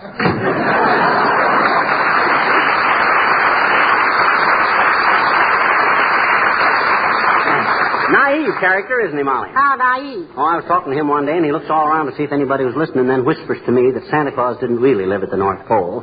He said he really lived in Racine, Wisconsin. Say, that tree's getting awfully small, McGee. Better not trim it much more. I know, but I decided that it would look a lot better up on the piano. Well, that'll be nice. Yeah. Then it'll be out of the way. Yeah, that's right. I'll go out and fix that dining room window. Okay. Oh, I cut down the old pine tree, 'cause the ones at the store were not free. I told the man at the store, there's a knock at the door. I wonder who that could be. Come in. Oh, hello, Mr. Wimple. Hello, Mrs. McGee. How are you today, Mr. McGee? Fit as a fiddle and ready to play humoresque, Wimp. Old shrimp, what's it with you? I just dropped in to say goodbye for a couple of weeks, is all. Oh. I'm spending the holidays in Chicago with Mama and Papa. Oh. Is your wife going with you, Mr. Wimple? Who, Sweetie Face? Uh-huh. No, she has to stay here and knit. Knit? Can't she knit on the train? Not so good, Mr. McGee. She broke 3 ribs wrestling with a policeman, and the doctor says she'll knit much better at home. Well, what on earth was she doing wrestling with a policeman? Oh, she is the instructor at the police gymnasium, Mrs. McGee. The whole force is just crazy to study with her. At least, I think they are. I'll bet you'll miss her, Wimple.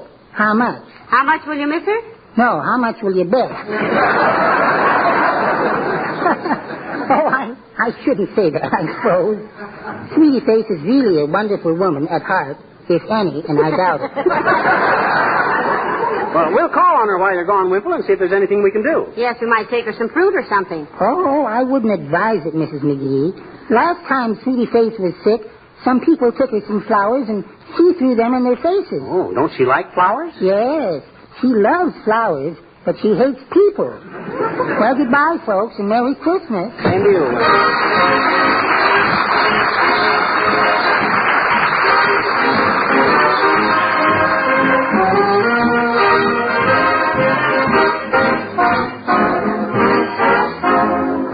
The King's Men sing Coming Through the Ride. If a body meet a body coming through the ride, if a body kiss a body, meet a body cry. Every laddie has a lassie, they say, yet all the lassies smile at me, coming through the ride. If a body meet a body, coming through the ride, if a body kiss a body, need a body cry. Now everyone must have a loving lassie, but they say that the lassies always pass me by. Yet all the girls, they smile at me, coming through the ride. If a body meet a body, coming through the ride, if a body kiss a body, the body cry. Every little laddie has a bonny little lassie, but may they say, hey, I yet. All we lads and lassies get together in the heather when we're coming, but we're coming through the ride.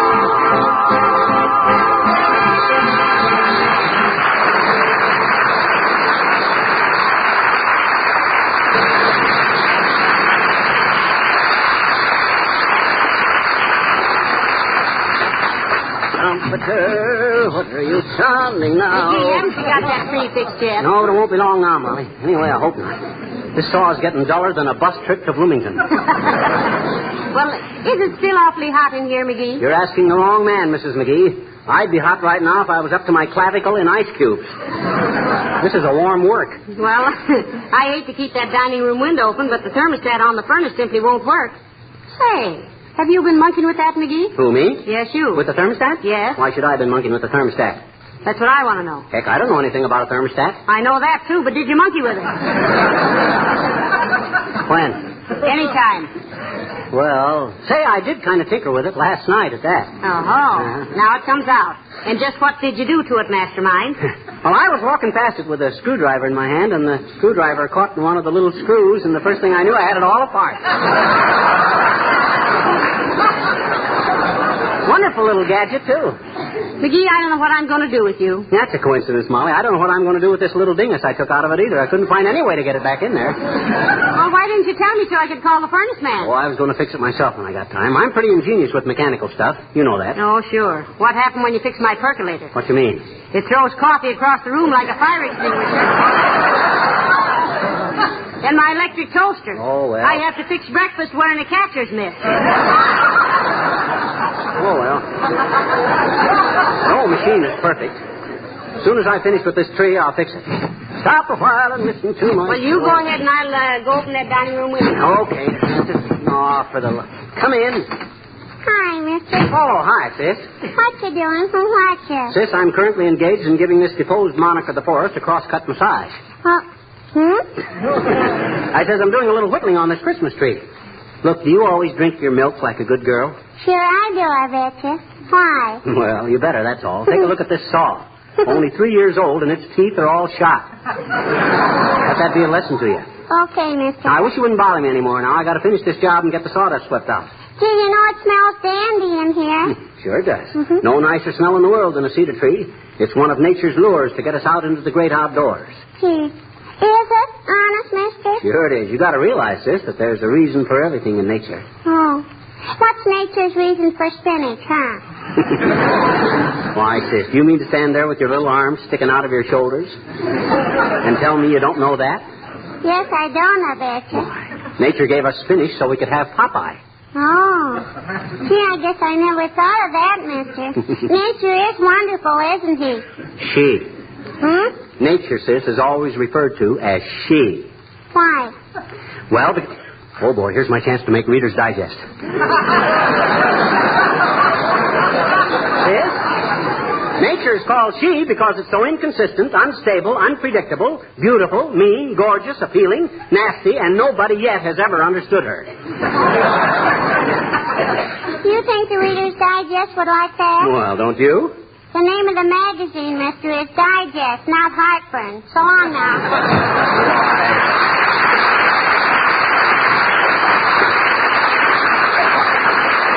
That's the last time I ever try to explain something to her, if I'm smart. Okay.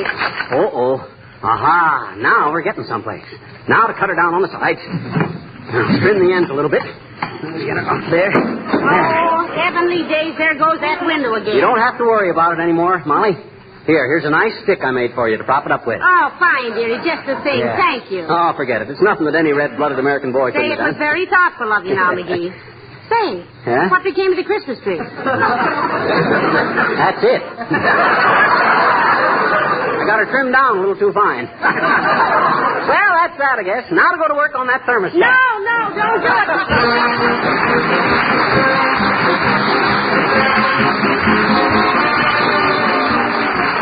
Folks, day after day and night after night on this program and others for the past 2 weeks, you've heard urgent requests to buy defense bonds and defense stamps. It's getting a little repetitious, isn't it? Well, it's going to get more repetitious. We're going to say it again and often and loud. This is not an invitation to a tea party or a bingo game. This is war, and we've got to do something about it. It's going to cost a lot of money to win it, but it would cost a lot more than mere money to lose it. Now, don't wait for somebody to come to your door selling bonds and stamps. Get down to your bank or post office and lay it on the line. This isn't the other fellow's fight. It's yours and mine. So here it is again. Buy defense bonds and defense stamps. Yes, and if you live in Canada, buy war saving certificates or victory bonds. Good night. Good night, all.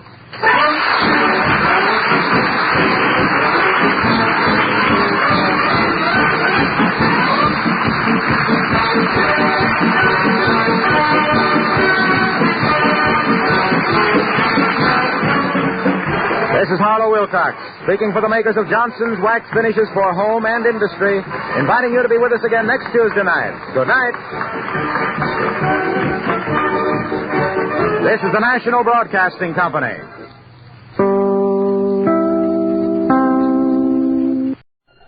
Ladies and gentlemen, Bristol Myers, the makers of Ipana for the Smile of Beauty and Sal Hepatica for the Smile of Health, present It's Time to Smile with Eddie Cantor. My neighbor, it's time to smile. Time to smile. Time to smile and say hi.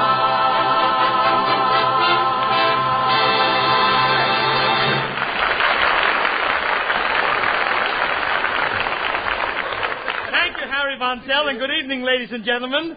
Harry, since I appeared at the department store 2 weeks ago as Santa Claus, every other store has made me an offer. Really? To appear as Santa Claus? Well, as Santa, all except Gimbals. Oh.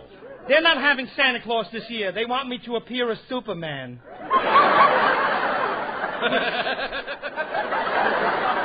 Well, don't laugh. Don't laugh. They have a wonderful routine planned for me. They have? I'm supposed to jump out of an airplane in a red cape and blue tights, land on the flagpole at Gimbals, and then dive down the chimney head first. And there's only one reason why I won't accept the job. Well, what's that, Eddie? I don't look good in blue tights. I'll stick to being Santa Claus at Macy's. It's safer. You know, when I appeared there yesterday, one little fella stared at me for 5 minutes and finally said, "Santa, you're so big, how are you going to get down our chimney?" I said, "Don't worry, son. I'll take a deep breath and squeeze in." He said, "I'm not worried about your stomach. How are you going to get through with those eyes?"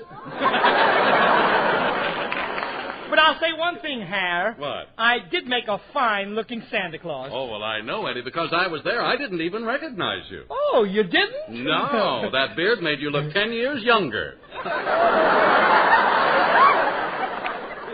You acted 10 years younger, too, Harry, coming over and sitting on my lap the way you did. Eddie. And the present you asked for. Eddie. The present you Don't asked say for. that. The present Don't. you asked for. Stop it. An Indian suit he wanted. Eddie Cantor, it is not ethical. Santa Claus isn't supposed to betray the confidence of a trusting child. Oh, stop blubbering, you blubber. Well, tell me, what did you want an Indian suit for? Because for Christmas, Don Wilson bought Jack Benny a new toupee, and I want to scalp him. I want to scalp Jack Benny. Don't be embarrassed, Harry. Lots of grown-ups came to me when I was playing Santa Claus. They did. They certainly did. One woman wanted a diamond ring, a sable coat, a new car, and a platinum bracelet. I told her, nothing doing. I just said to her like this, nothing doing. Well, why did you do that, Eddie? Her husband would have given it to her anyway. That's just it, Harry. I'm the husband. Well, Eddie, now listen. What do you think you'll get from your family? Oh, always something useful. A pair of silk stockings, a handbag, a nightgown. If I can't use it, there's always somebody in the house that can. It never goes to waste, believe me. Yeah. Excuse me, Master. It's our orchestra leader, Cookie Fairchild.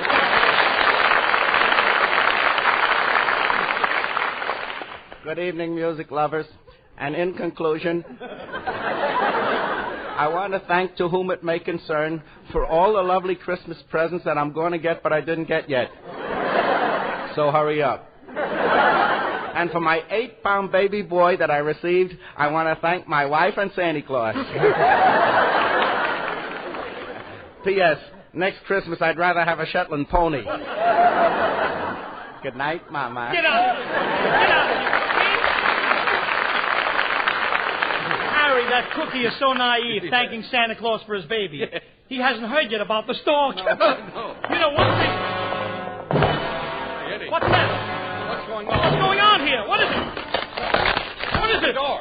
It's Frankenstein's monster. the star of Arsenic and Old Ace, Boris Karloff. I believe it.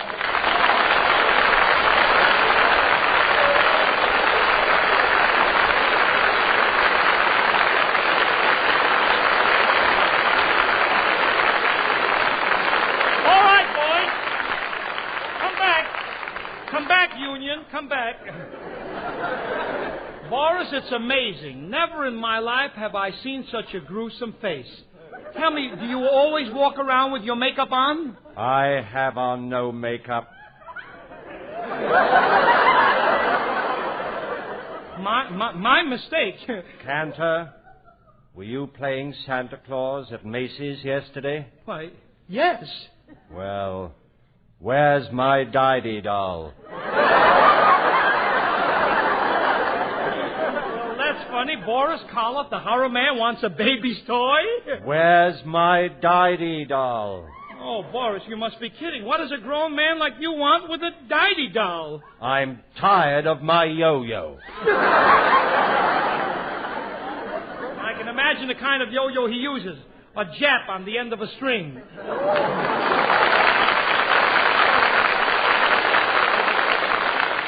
Boris, tell me, what do you want with a Didi doll? Well, haven't you ever had one round the house? One. I had 5 of them. Only they don't wear Didis anymore. Now they wear mink coats, Bayersmere. Don't change the subject. If I don't get my Didi doll, do you know what I'll hang up for Christmas? What? You. Harry, come here quickly, will you? Yeah, what is it? What's wrong? You've got to do something for me right away. It's a matter of life or death. You've got to get me a Didi doll. Harry, it's not for me. It's for a friend of mine. Oh, well, how old is the kid? 54. 54 years old and he wants to play with a doll? Well, that idiot must be in his second childhood. Harry! No, I mean, I'd like to meet a big baboon who's got the nerve at 54. Harry! Well, don't shush me, Eddie. If that silly whack was there, I'd tell him to his face. Well, bring him out. Give him a few pokes to let the right. Harry! Leave me, boy. Harry! What? He's standing right next to you. Well, I know he's Oh!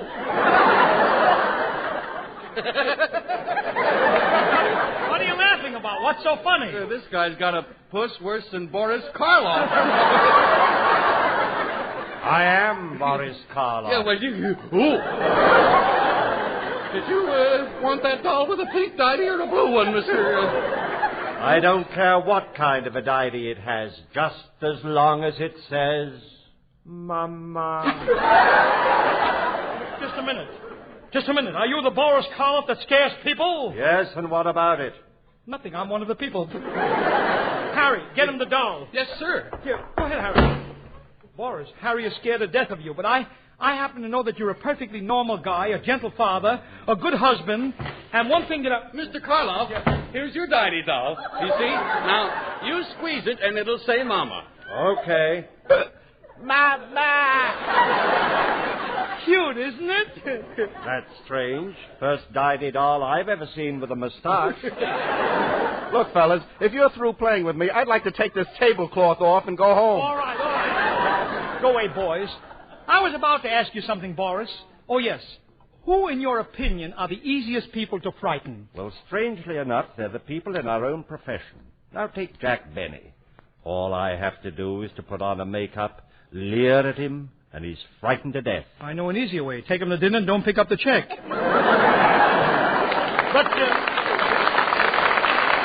they've been out with him, too. But you're wrong about Benny, Boris. I'm much easier to frighten than he is. I'll never forget how I trembled when I saw your last picture. The one where you came into the village every night and carried off some beautiful girl into the hills. Oh, yes. In that picture, I was a werewolf. I don't know where you were, but you were a wolf, all right. But Boris, where is all this horror stuff going to lead? Tell me, and I think the people would like to know, what is your ambition? Well, Eddie. Yeah? I'd like to be Hedy Lamar's leading man. You? Hedy Lamar's leading man? What would you do if you have a love scene with her? What would you do? I do what I've always wanted to do. I take Hedy in my arms, put my face close to hers, tilt her head back, lean forward, and then... And then? I'd go... But Boris, You'd frighten her to death. Here's the way I'd make love to Hetty. I'd be gentle. I'd tilt her head back. And then I'd say, Hetty. And I'd kiss her. I'd kiss her. I'll take it. Hello? Hello, this is Eddie Cantor speaking. This is Hetty Lamar. Yes? I'll take Karloff. Say, I must be slipping. I can't even compete with the bogeyman's Clark Gable. Pardon me, Mr. Cantor. Well, it's Dinah Shore. Come in, Dinah. Well, Dinah, baby, I have a big surprise for you. Really? Do you know who this man is? Now, take a good look. Oh, Mr. Cantor, your brother came home for Christmas. Sing, Dinah. Sing.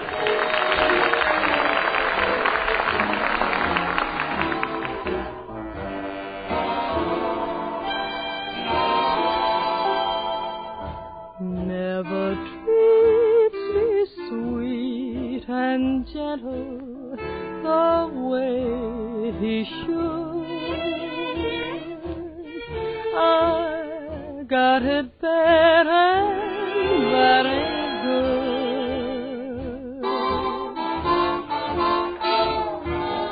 My poor heart is sentimental, not made of wood. I got it bad and that ain't good. But when the weekend's over and Monday rolls around, I end up like I start out, just crying my heart out. Lord above me, make him love me the way he should. I got it bad and that ain't good. No, no, no, no, no, no. Got it bad and that ain't good.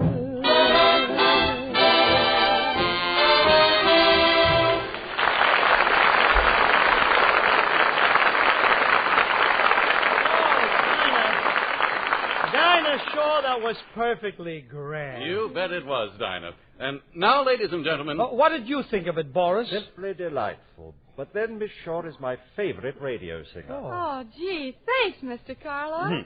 Yes. And now, ladies and gentlemen... In fact, I wonder if it would be all right if I said a few words extemporaneously at this point, Eddie. Why, of course, Well, now, Eddie, don't let him do that. Quiet, Harry. Well, it's not But, fair. Mr. Bonzell, I just wanted to say Well, I that... know, but I think it's mean. After all, it's He's my rather turn. touchy, isn't he? Now, just what was it you wanted to say that was so important? Well, I wanted to say to be sure and remember Ipana toothpaste and gum massage. I always do. Oh, well. Do you know why it's so important to remember? I mean, do you know that the soft, creamy, well-cooked foods we all eat do not give our gums the exercise and stimulation they need for firmness and health?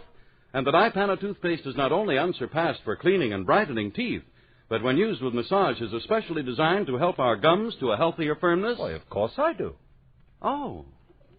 Well, did you hear about that recent survey among dentists, where more dentists said they recommended Ipana for their patients' daily use than the next 3 dentifrices combined? Oh, yes, I heard about it. Oh. Well, then you realize why it is so important for us to suggest that our listeners get a tube of Ipana toothpaste from their druggists. And for firmer gums, brighter teeth, and naturally more attractive smiles, to begin to massage faithfully with Ipana toothpaste. Precisely. Oh, well, then I have nothing more to say. What was it you wanted to say, Mr. Karloff? Boo! Oh!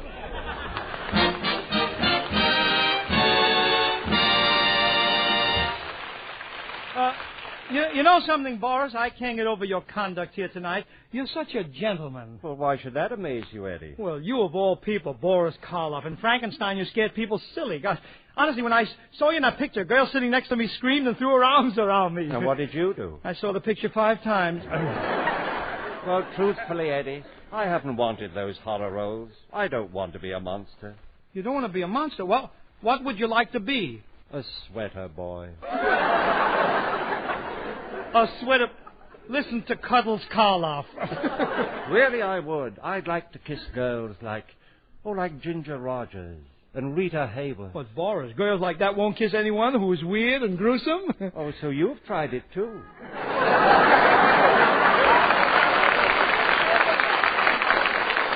Is that nice? We're supposed to be friends. Well, we are, Eddie. And right now, I'm going out to get you a little drink to seal our friendship. Now, pardon me, I'll be right back. Of course. Isn't that cute? Gosh, getting me a drink. Such a nice fella. One thing of... Oh, hello? Hello, Mr. Cantor. I'm calling to warn you about that Karloff guy. Warn me? Yes, he gets friendly with everybody, and then he gives them a drink.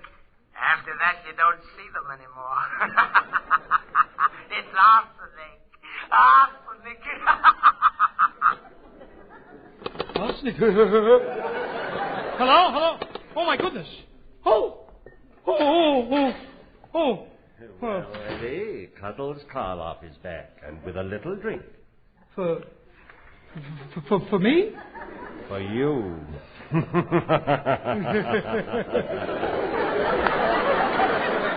I'm sorry, Boris, but I can't drink. You see, I'm not used to it. I'll feel bad tomorrow. If I were you, I wouldn't worry about tomorrow. Now, have a little drink. This may be the last time we see each other.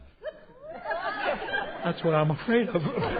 Look, Boris. It won't hurt you, Eddie. I just had a drink myself. Now, do I look any worse?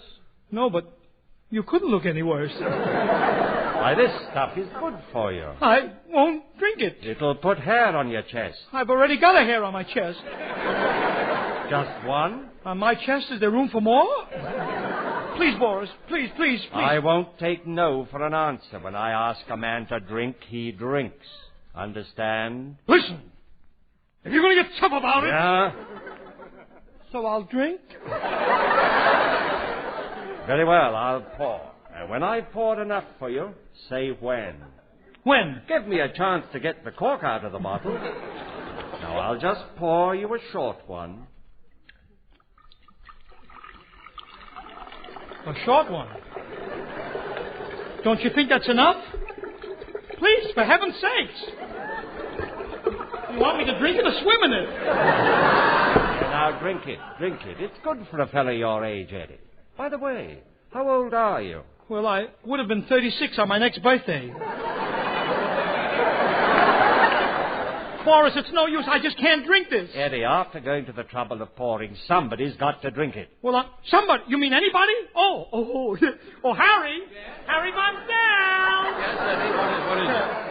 Mr. Karloff has got something for you, Harry. Really? It's a drink.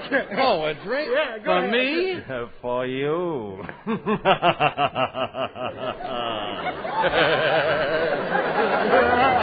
Drink it down, Mr. Bonsell. Oh, sure.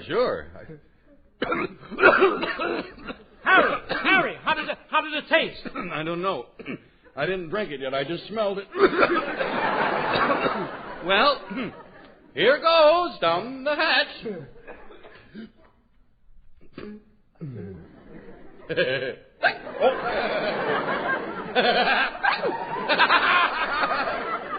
Oh, Harry, I'll get a doctor. I shouldn't have let you drink it. There was arsenic in that drink. Arsenic? Tasted more like old lace. You're being very foolish, Eddie. Whatever gave you the idea that drink was poison? That's probably because I phoned him and Harry, you were the fellow that phoned me? You? Why did you do it? You know a better way to get a free drink?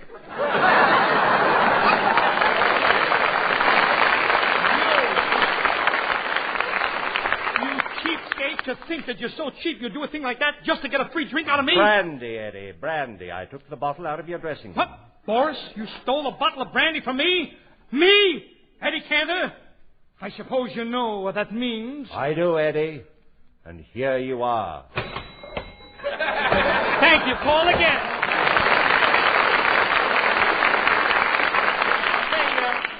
Say, Say, Boris, in Arsenic and Old Lace, is it true that all the victims meet death after drinking a potion of poisoned elderberry wines? It's true, Eddie, and just between you and me, I stole a bottle of the deadly stuff, and I always have it with me in case I want to do away with someone. You did? You mean you stole it?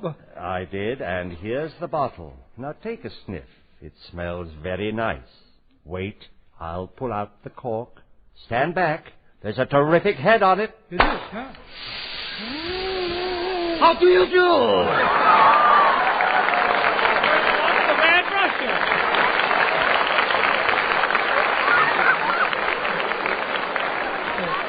Russian? Russian, I'm glad you're here.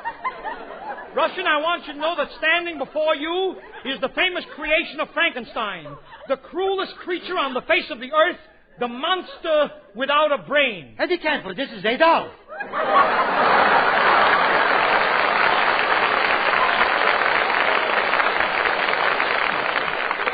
Why, of course not. Don't you recognize Boris Karloff? The screen's most fiendish villain? The grotesque-looking boogeyman? Oh, yes. Hello, handsome. Handsome? You think I'm handsome? In a repulsive sort of way. Oh, behave yourself, will you? Listen, you Mongolian Mickey.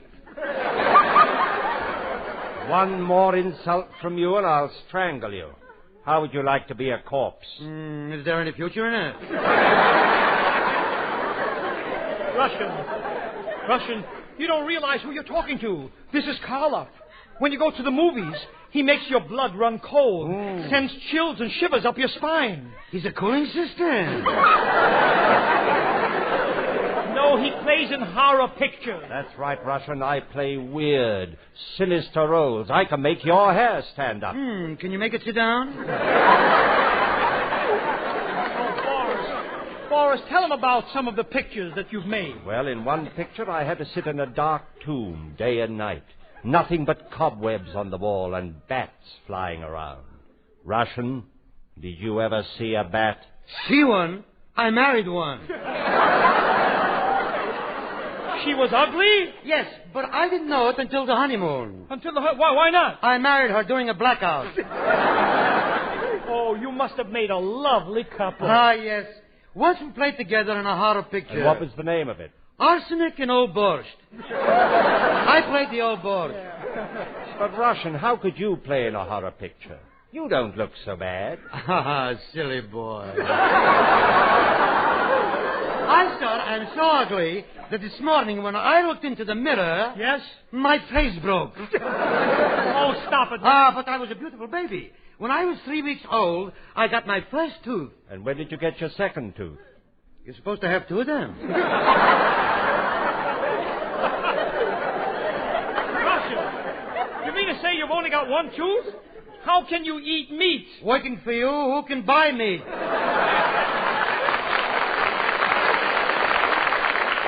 Oh, stop. Will you stop this nonsense? You can't compare yourself with Karloff. As the Frankenstein monster, Karloff frightened the audience simply by making a weird sound. That's right, Russian. I had no dialogue, so whenever I opened my mouth, I just went... Feel all right? Certainly, he was just making a weird sound. Bah, I can make worse sounds than he can. Let's have a contest and I'll prove it. Go ahead, Mr. Karloff. Go on. Capper, put on his leash. I'll take him for a walk. How dare you!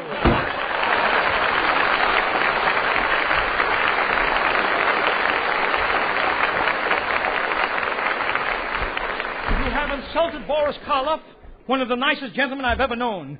If you keep on insulting people, Russian, you won't have a friend left in the world. No friends. No friends.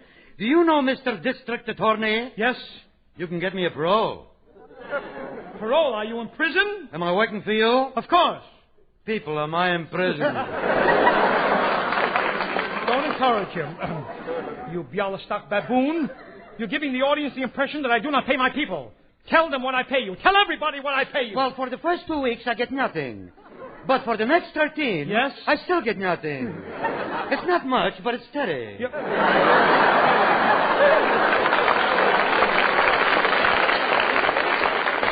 I'll never get over your making Boris Karloff walk out on us, a man who made such pictures as Frankenstein, The Mummy. What? The what? Mummy. What's a mummy, baby? Any man who would stand talking to you for any length of time would have to be a moron, an idiot, and an imbecile. How do you do? Get away! Get up!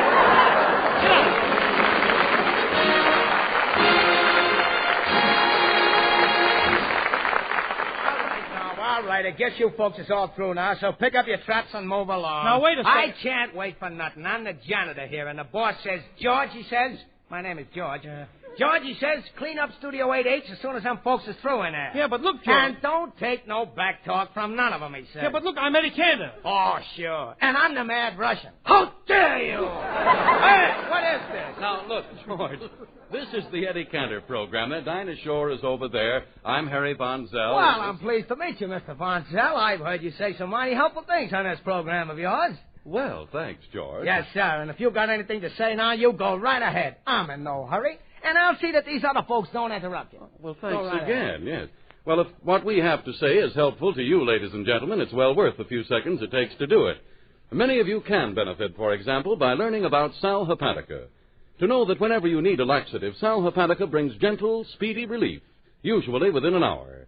And that means you don't have to put off till night taking the laxative you need in the morning, so you don't risk going through the whole day feeling miserable.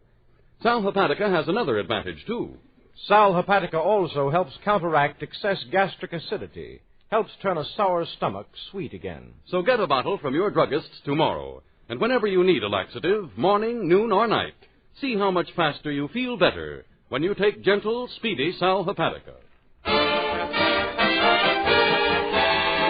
Sure there's taxes, sure there's trouble, sure the price of beans is double. Yes, sir, the skies are gray. Though it's tough and getting tougher, are you gonna sit and suffer? No, sir, get up and say, boy, oh boy, oh boy, oh boy, we are fighting for freedom and for joy. Boy, oh boy, oh boy, oh boy, when we hit 'em, it will be the real McCoy. There are bumps in the road, and we're toting a darn heavy load. But boy, oh boy, oh boy, oh boy, we are fighting for freedom and for joy. Sure, there's trouble, guns are popping, interferes with Christmas shopping. Yes, sir, the skies are gray.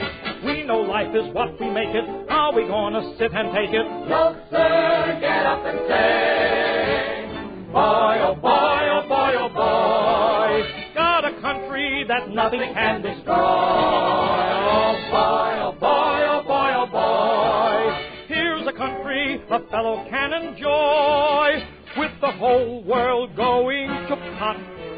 Brother, look around and see what we've got. 'Cause boy, oh boy, oh boy, oh boy, we'll keep fighting for freedom and for joy. Boy, oh boy.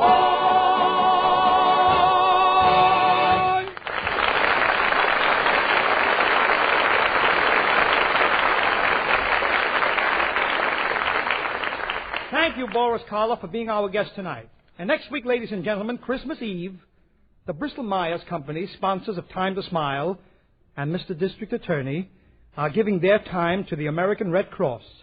So join us next week for a full hour over these same stations when you will hear such stars as Fibber, McGee and Molly, the Aldrich Family, Loretta Young, Irving Berlin, the Honorable Fiorella LaGuardia, Deanna Durbin, and many others. Meantime, don't forget the two products that make these Wednesdays possible: iPanna for the smile of beauty, Sal Hepatica for the smile of health. iPanna, Sal Hepatica. Now, remember, I love to spend each Wednesday with you as friend to friend. I'm sorry it's through, I'm telling you. It's new, it's different, it's touche. Bristol Myers, makers of Sal Hepatica and iPanna, announce an amazing beauty discovery, Touche, a new hand lotion with a brand new idea. Other hand lotions are applied after you have had your hands in water. Touche is smoothed on before your daily soap and water tasks to protect your hands against the harsh drying effects of hot, soapy water. Touche, spelled T-O-U-S-H-A-Y, Touche helps make chapped hands soft and lovely, too. So begin today to use Touche. I love to spend each Wednesday with you. Good This night. is the National Broadcasting Company.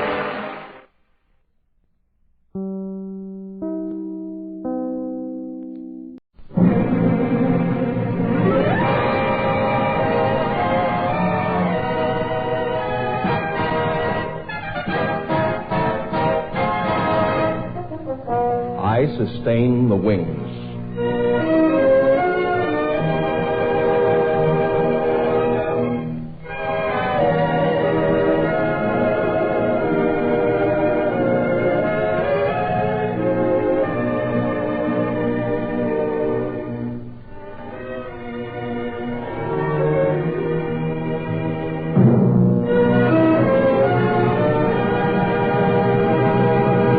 I sustain the wings. The Army Air Forces Training Command presents the band of the Training Command under the direction of Captain Glenn Miller with Corporal Ray McKinley at the drums and the story of Johnny the Kid Next Door.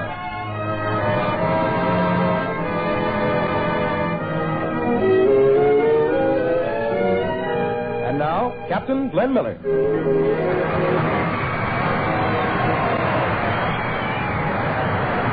Thank you, Lieutenant Don Briggs, and good evening, everybody. Tonight, the words and music pay tribute to the Army Air Forces Training Command boys stationed up at Pratt & Whitney Engine School, Hartford, Connecticut. So here's to you fellas, and we're off with a tune that should be plenty rugged. I hear you screaming.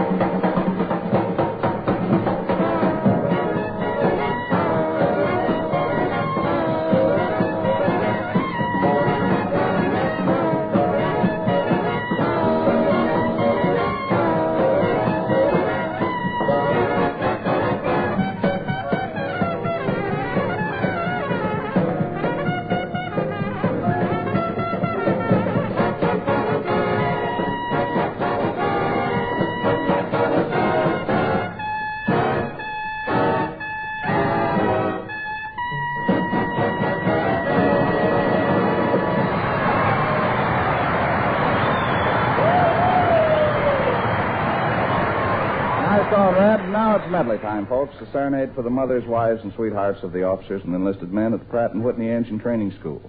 Here's something old, something new, something barred, something blue. The old tune, In the Gloaming.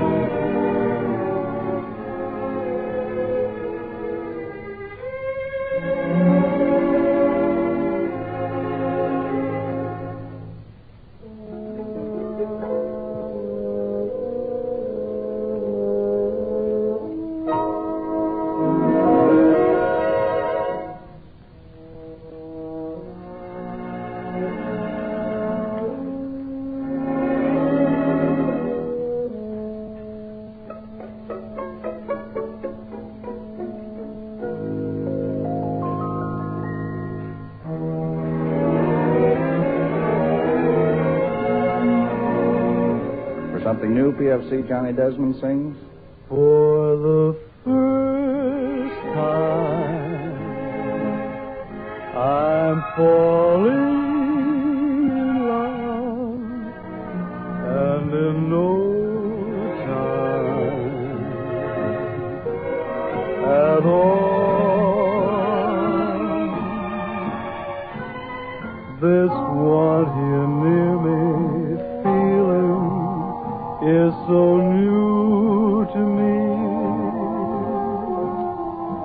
Your love has done the thing no one could do to me. For the first time,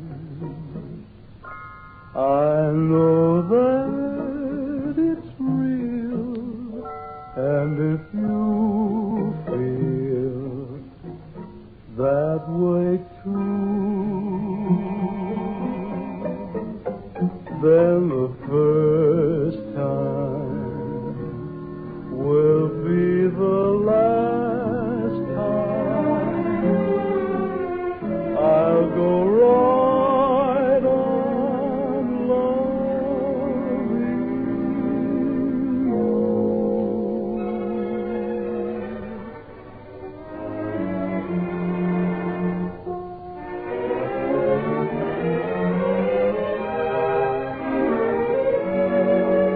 My good friend Benny Goodman, we borrow Stompin' at the Savoy.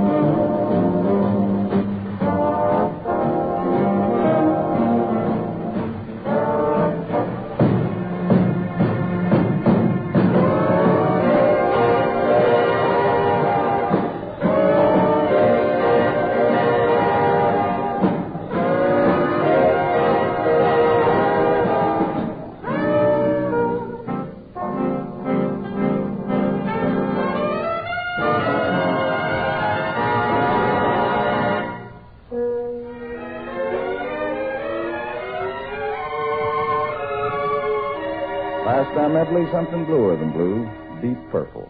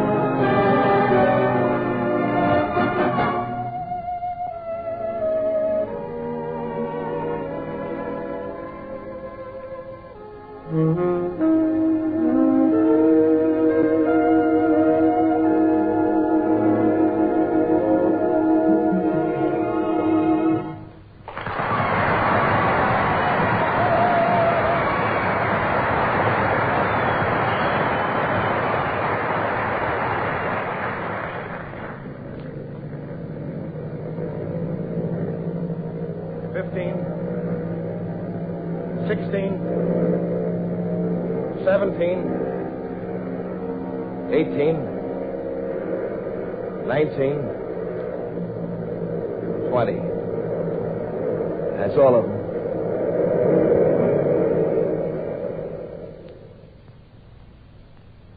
Yeah, that's all of them. The last of a squadron of 20 marked marauders off on a mission over occupied France. Powered to their destination by plenty of horsepower. Horsepower packed into the precision smooth walls of a modern aircraft engine. Those engines are kept running by those men you see standing around the fields and hangars. Yeah, those men over there.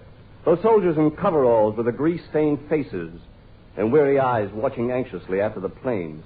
Their planes as they disappear toward the coast of France. Those men of the ground crew, like the one in the leather jacket coming this way. That one right over there. He's probably on his way to grab a little shut-eye. I heard that, mister. Yeah, but you got me wrong. I'm not going to hit the hay because my job's never done. It goes on 24 hours around the clock. And the hardest part of it's right now when the planes are on their way. Just waiting for them to come back. Sure, I could lie down and try to get a little rest, but I couldn't sleep. I'd be thinking about those planes and the trouble they might run into. I'd still be wondering if those engines we've been checking and adjusting and nursing are perking the way they should. No, I'm not sentimental, mister, but the engines I checked have got to take those guys over and bring them back. Maybe I'm just a worrier, but with a responsibility like that on your mind, there's not much use of a squadron engineering officer trying to sleep. Excuse me, Lieutenant, but the ignition on the R2800 is snafu. Mind taking a look at it? Yeah, I'll be right with you, Sergeant. Okay, sir. You see what I mean, mister? Stick around. I'll be back in a minute. These jobs can't wait. There he goes. Johnny, engine specialist. The guy that's got to know all the answers. He's engineering officer for one of the many squadrons of the 8th Air Force stationed in England. He keeps the engines running. He got his know-how at the AAF engine training school at the Pratt & Whitney plant in East Hartford, Connecticut. And they really taught him the answers. You know, you've met Johnny before. He's Johnny, the kid next door. That solemn-faced youngster that always took life so seriously. Well, he still takes things seriously. Like those 20 marked marauders that took off at 9 o'clock. It's 10 o'clock now, and Johnny's been thinking about them every minute. They should be at the rendezvous point right now. 12 might be a little behind the others. Her right engine was overheating the other day. No. We checked through and found that trouble. It's all taken care of.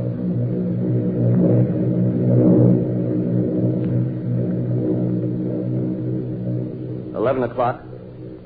They're on schedule. They're at the target. Ready for that ride over the hot spot. Yeah, number 9's carburetors weren't flowing just right. If they should choke up on the bombing run, it'd be... what's eating?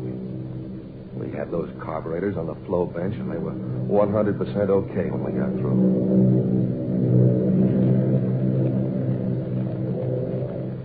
12 o'clock. Yeah, they should be on the way back now. Yeah, I bet they got a flock of ME-109s on their tail. Yeah, but there's nothing to worry about. Our boys can fly circles around those Jerrys. Unless maybe number 4's engines are out of time. They weren't quite right yesterday. But I went all over the ignition and timing and had those engines running smooth as silk. 1 o'clock.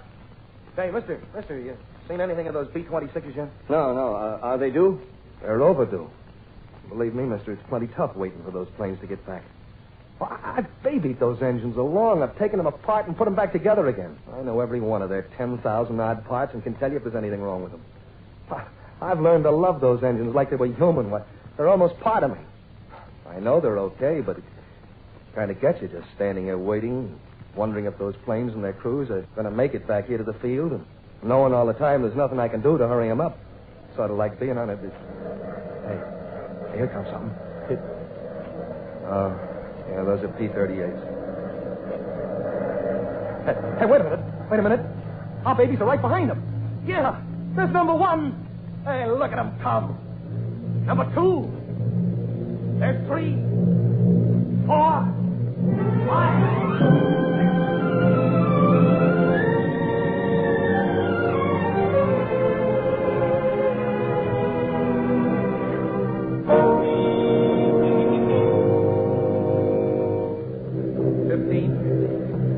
16, 17, 17.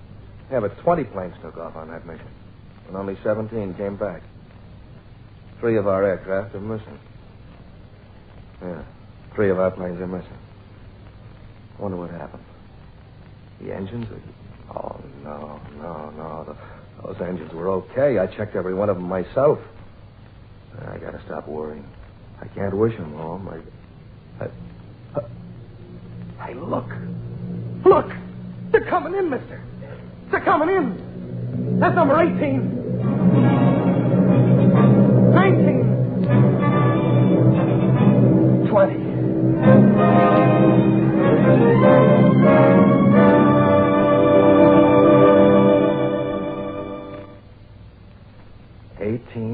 And 20. The 3 missing planes, they're flying low, limping a little, but their engines are bringing them safely home again. Yeah, safely home again. It's a prayer answered by the safe return of our planes and their crews. And the reward? Well, I get my payoff just in knowing that I'm doing my job down here, backing up those guys who are doing their job up there. And as long as there's a need for planes to fly, to blast the Nazis from the face of the earth, I promise you, we'll be on the job, making sure those engines are operating, because we know they'll furnish the power to speed us on the flight to victory.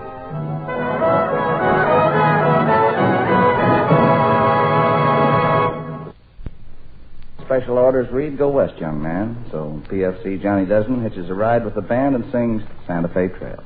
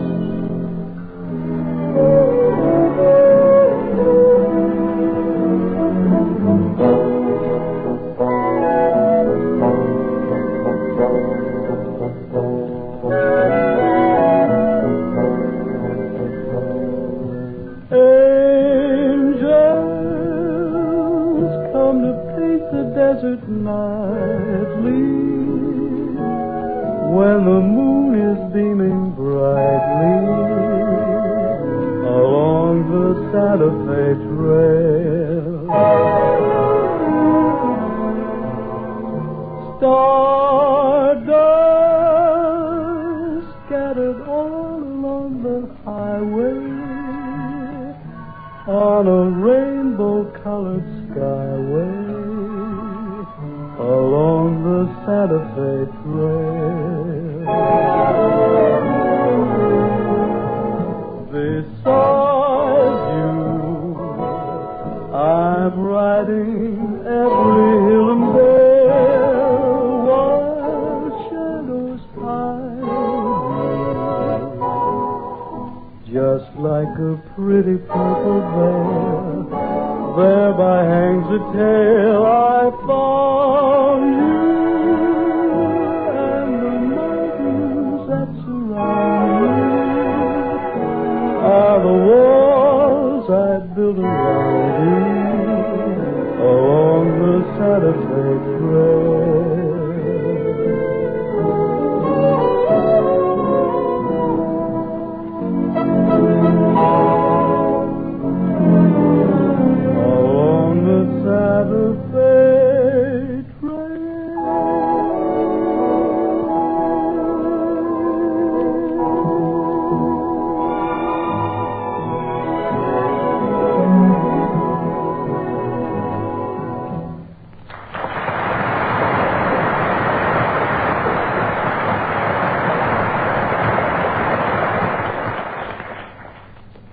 You know, no one has to tell any of us to help win this war. We all want to help, every one of us. But I can tell you how you can help. I'm speaking now especially to you women who may be listening. You can help, and help a lot, by serving your country in the Women's Army Corps. Today in the AAF, thousands of airwhacks are working as clerks, stenographers, control tower operators, photographic technicians, link trainer instructors. Well, that's to mention only a few of their many vital services. They're doing a tremendous job, these airwhacks, but they need your help. The help of every woman eligible to join them. So how about lending them a hand? Over 100 trained, specialized jobs await your choice in either the air, ground, or service forces. Visit the nearest WAC encampment and get a personal picture of the interesting life they lead and the useful work they do. Then call at any WAC recruiting station and talk to the WAC officer there. If you're not engaged in essential war work, enlist now as an airwhack and help keep them flying. And now here's Captain Miller. Thank you, Corporal. There isn't much left to say or play about the music from Oklahoma. However, Private Jerry Gray has a few new ideas on the subject, and he gets them off his chest in an all-out arrangement of Oh, What a Beautiful Morning.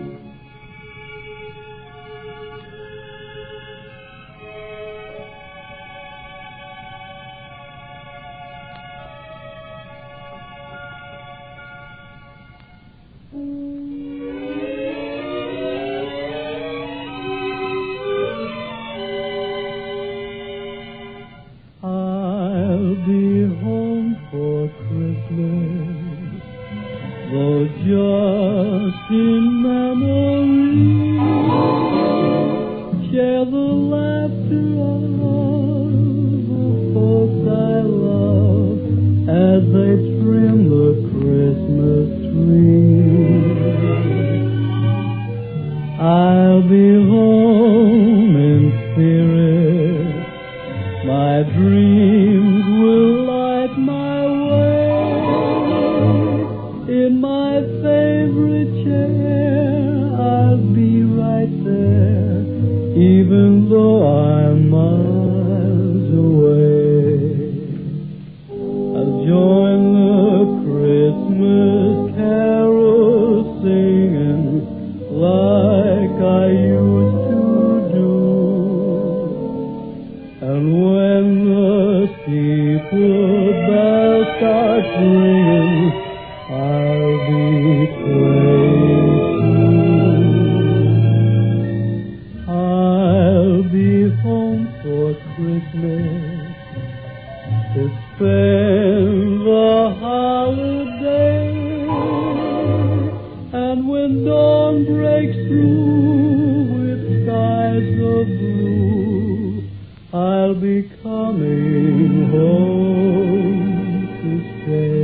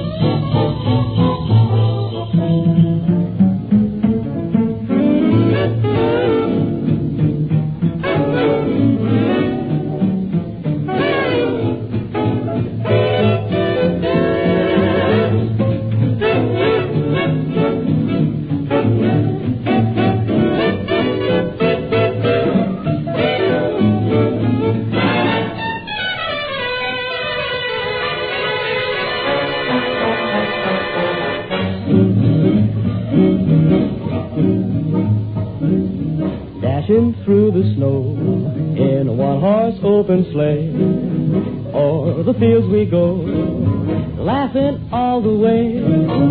Bells on bobtail ring, making spirits bright. Oh, what fun it is to sing a sleighing song tonight. Jingle bells, jingle bells, jingle all the way. Oh, what fun it is to ride in a one-horse open sleigh. Jingle bells, jingle all the way. Oh, what fun it is to ride in a one-horse open sleigh.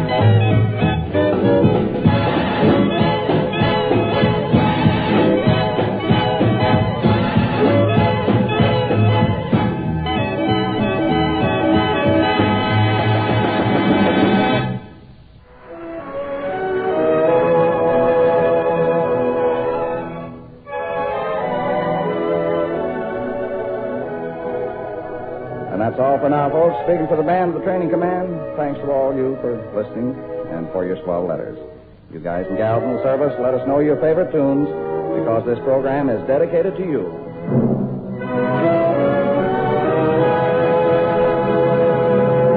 I Sustain the Wings has presented the band of the AAF Training Command. Next Saturday on Christmas, I Sustain the Wings will be heard from Halloran Army Hospital, Staten Island, New York, where we'll be playing for some of the boys who are sitting this one out away from home. So tune in same time, same station.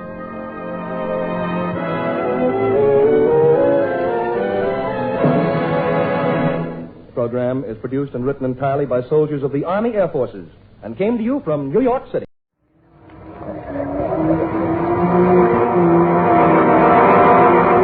Dark fantasy.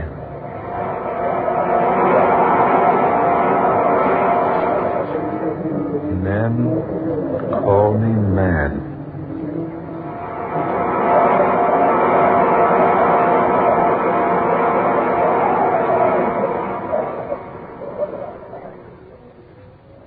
Dr. West, you please close the door. Certainly, Dr. Terhune. Now, gentlemen, I have summoned you, my two trusted and loyal friends, to divulge a secret that even I myself can hardly comprehend. You've made a new discovery, Charles? A discovery? Yes. I have found another world. Oh, what? Another world, you say? Exactly. Would you please snap off the lights, Doctor? That switch there. Yes, certainly. Now, by means of this special projection machine, I'm going to show you something which will astound you beyond words. I must ask you to remain perfectly still throughout this demonstration. As the picture I'm about to show you progresses, I will explain in detail just what I have done. Now, first of all, to start the machine. Now, observe this picture I've taken on color film. A picture of the new moon. Now, you will notice that the camera has picked up a single ray of the moon. It's focused up on a wall, whereon dances a single tiny moonbeam. The camera approaches the moonbeam. Closer. Closer. Still closer. And then the special film in my camera reaches the lens. The scene changes. Dr. Smith. Gentlemen, please. Now, you see here my other world. My world within a moonbeam. Taken upon special color film of my own invention. Film that is constructed to pick up objects within the very atoms. Objects smaller, that is, than atoms themselves. And notice, please, the coloring of this other world within a moonbeam. See the hills, the plains with their red grass, their red-leaf trees. Notice that tiny stream at the left, a vivid orange. Notice the yellow of the tree trunks, the orange-colored sky, and the deep blue sun. Amazing. The film ends quickly now, but first a rare sight is in store for you. Now watch closely. There. A man. But what sort of creature is that he's riding? I don't know. You will notice the animal approaches the small stream, wades quickly through it, and vanishes from the camera's sight. And as he vanishes into the distance, the film ends. Amazing. Astounding. Unbelievable. The lights, if you please, Doctor. Oh, yes, of course. Look here, Terhune. Is this a camera trick? Absolutely not. I have shown you what actually exists within certain, or possibly all, moonbeams. Well, what's your theory, Doctor? That all creation consists of worlds within worlds. Who can say that our world is not contained within some still larger one? And that within another, and that still within another, and so on. The thought suddenly becomes overwhelming. Yes, doesn't it? To think that all around us, within even such tiny substances as the atoms themselves, under our feet, overhead, on all sides, are worlds of which we are unaware. Yes, if only there were some way to visit those other worlds. Ah, Dr. West, that is the point. We can. Good heavens, man. You mean... Yes, just what do you mean? Gentlemen, I plan to enter that world in the moonbeam. Impossible. I don't like to say so, Charles, but aren't you overlooking the laws of dimension, the general medium, laws of nature that are so obvious? Not only that, Terhune, but aren't you appearing a little ridiculous on the face of things? I do not expect you to be convinced until you have seen. We in our profession are not inclined to take such things as we are speaking of for granted. Then let's not waste words, my friends. I propose to convince you beyond all possible doubt. Well, I have no objection to being convinced. Nor I, though I really believe Terhune has let his imagination win the upper hand. Now, we shall see.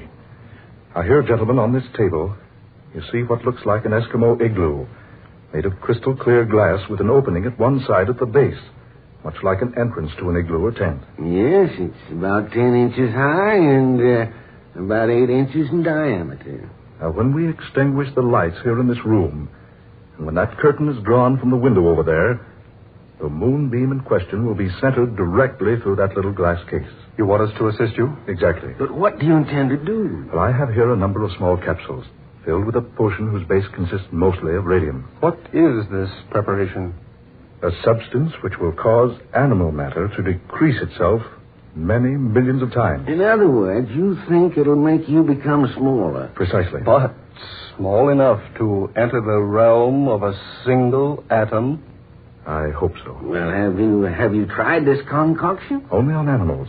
First on rabbits and rats, And just yesterday, I sent a dog into the world of atoms. But granting such a feat is possible, don't you think your clothes would also shrink with you? Well, I have found that any object in contact with the animal matter, at the time the capsule is consumed, will be caused to shrink in proportion with the animal matter itself. I found that out yesterday when I failed to remove the dog's collar. But suppose you consume too great a quantity of the potion. I have an equalizer, another mixture which will counteract the first capsule.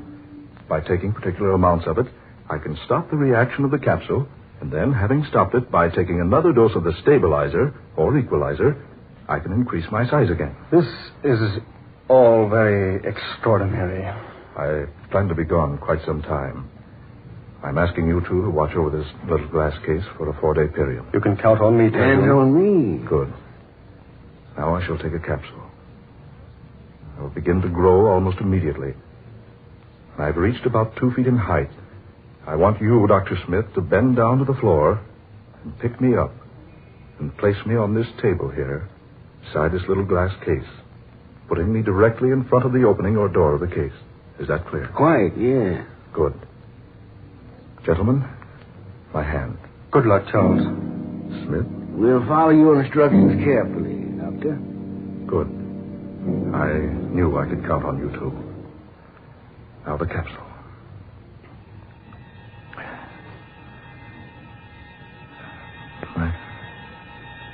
My head is whirring. My ears are ringing. Eyes are growing dim.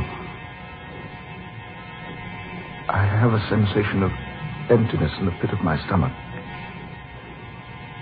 Do you notice any change in my appearance? Good heavens.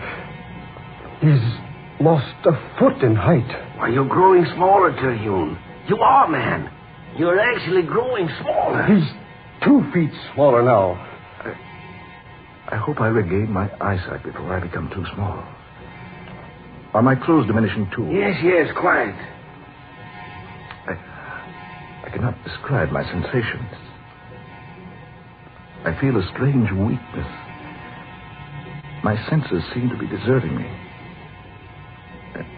I find it rather difficult to talk. Look, he's just about 2 feet high now, Wes. Do as he told you, Doctor. Pick him up now. Place him on the table. Yes, just so. Careful now. There. Here. Put him closer to that door so he'll have no trouble finding it. Watch your arm, Doctor. Don't cut off the moonbeam. There. That's good. See, he's only about 6 inches high now. There he goes. Into the glass case. See, the moonbeam is completely covering him. He's so tiny now you can hardly see him, the size of a small ant. He's faded into the light of the beam now. I wonder what he'll discover in there. I wonder what he'll discover.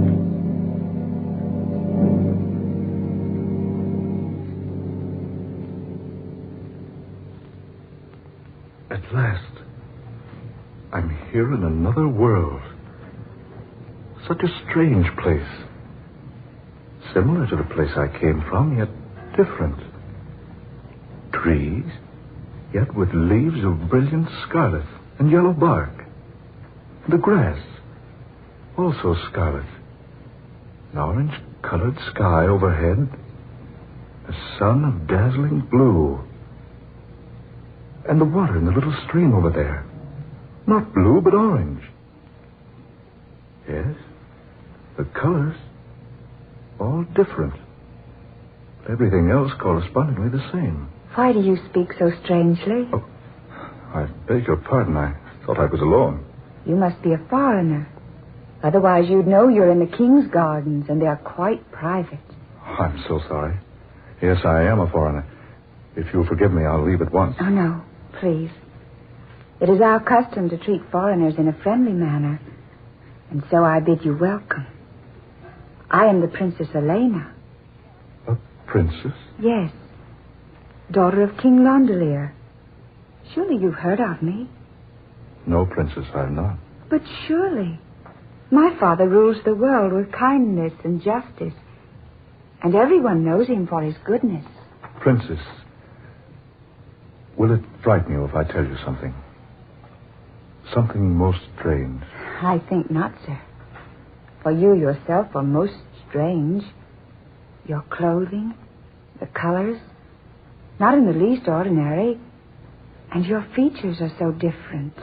Princess Elena, my name is Charles Terhune. I'm a citizen of the United States of America. America? I know the world quite well, but never have I heard of America. That is why I fear I might frighten you, Your Highness. You see, America is not in this world. It is in another. You're from another world? Exactly. You see, I'm a scientist in my own universe. I discovered your world here, so I found a way to come to visit you. Why, you don't seem at all surprised. No. Why should I be surprised? We've expected you for a long time. Me? Well, not you exactly, but someone. What do you mean? Our scientists have known for many years that other worlds besides ours exist. But they've never been able to discover a method of entering one of them. We've been hoping someone from beyond would find a way here. Amazing. That is why I asked if you were a foreigner. Since my father rules the entire world, naturally a foreigner could only be from another world. This absolutely astounds me. Princess, I must speak to your scientists. Oh, this is so wonderful. The people of our world seem much alike, save in a few minor respects. We look alike, talk alike. We've often wondered how much we would be like the people from beyond. Take me to your scientists, Princess. I must see them. I'll gladly take you to them. But first, I must warn you. You're in great danger. Danger? Our world is doomed. We're falling victims to a strange malady, which none of our doctors or learned men can overcome. It is slaying our people by the thousands. A plague? Yes. A mysterious disease. One we've never encountered before in all history. If you would save yourself, use whatever method you have and return to your own world before it's too late. One moment. Princess, will you take me to your father? I don't know why I say this, but perhaps I can help. Oh, no. No, save yourself. I beg of you. Do not remain here to perish. Please, Princess. At least allow me to try to help. You're either very brave or very foolish. Brave or foolish, take me to your father. Very well. But he will only warn you, as I have done.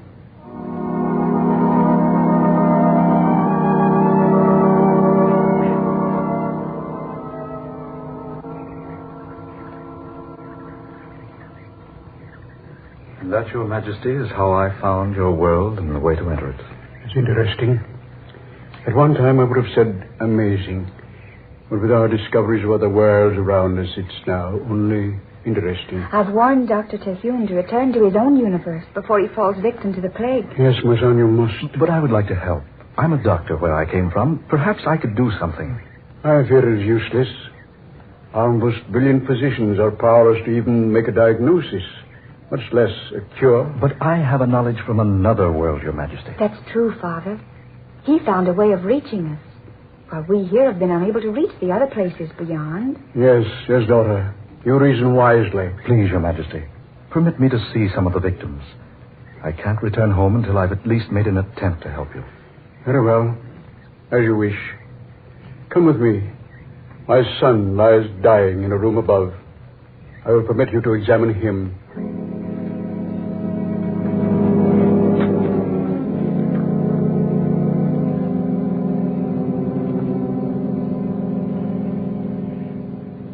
Well, Dr. Terhune? Your Majesty. Dr. Terhune. Heavens, man, this is typhoid. Typhoid? But what is typhoid? We have it on our Earth.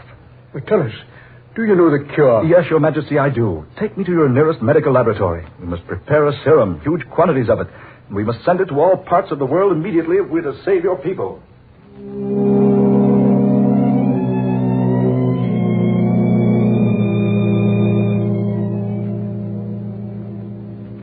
Daughter, these reports from all parts of the universe, the deaths grow fewer and fewer each day. It's a miracle, Father. And Charles Terhune has saved us all.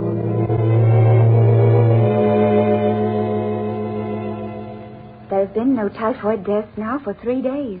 I know. Our fight has been won. The people are clamoring for you, Dr. Terhune. They almost consider you a god. I am no god, Princess. Merely a man with a little knowledge. But you came to us like a miracle man, in time to work the greatest wonder of all history. I'm happy that my journey here has been for a purpose. Anything you ever wish in the world will be yours. I know, Elena. There is so little I want. And yet, so much. Will you remain here with us? Forever? I cannot, Princess. You called me Elena a moment ago. I cannot, Elena. I must return to tell my people what I've discovered. Oh, but if you go now... Yes, Elena? Oh, why must we always be governed by rules of propriety? Elena, if you're thinking what I hope you are... Charles? Elena, my darling. Is it wrong to say I love you? Charles, is it wrong for stars to shine? Or for flowers to bloom? Oh, my darling princess. Charles. I love you, Elena. And I love you. Please, don't leave me, my darling. Just for a little while. I will return to you, Elena. I promise. And I will wait for you, beloved. And when you return, nothing in this world or any other will ever take us apart.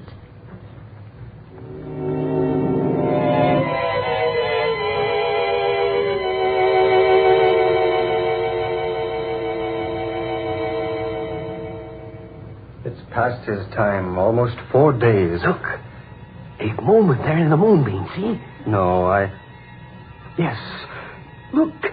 He is coming back. See, there, he's out of the glass case on the tabletop. He's growing rapidly, West. You better place him down on the floor. Then. Look, larger and larger. This is perfectly astounding, man. I wonder what his adventures have been. Dr. Terhune. Can you hear me, Dr. Terhune? He's almost 4 feet tall now. Can you hear me, Doctor? Water. Some water, please. Water, Westley. West, quickly. Over there in that goblet. Yes, just one moment. Here we are. He's all right now. Full size again. Here, Terhune. Drink this. Yes. Thanks. Now, that's better. Are you all right, Terhune? Yes, quite all right, thank you. Gentlemen, I have had the strangest experience imaginable.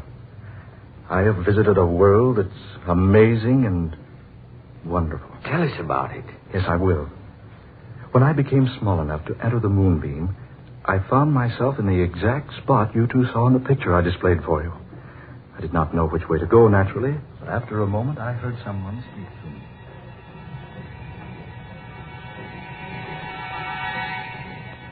And that, my friends, is precisely what happened to me. And you say those people knew all about the existence of other worlds, but were not familiar with such a disease as typhoid. Exactly. You must have been somewhat of a hero to him. Yes, somewhat. You know, if I hadn't seen this demonstration with my own eyes, I'd never have believed it.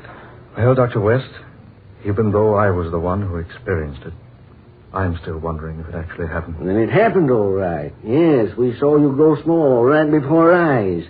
So small you became almost invisible and disappeared in the moonbeam. I trust you two will confirm any statements I might make to the public about all this. No, absolutely. Certainly, Terhune. By the way, was my sister here during my absence? Why, yes, she was. She acted very strangely, too, but we told her nothing. Well, gentlemen, perhaps I should have told you this before. You see, my sister and I jointly own several hundred acres of valuable oil land in the south. She's a greedy woman. She's tried for years to obtain full possession of the property. She's tried many ways, but her latest method is by charging that I'm insane. Oh, that's ridiculous. Yes, exactly. But she has preferred the charges. Tomorrow at 9, I must appear before a group of alienists who will decide whether or not I'm mentally unbalanced.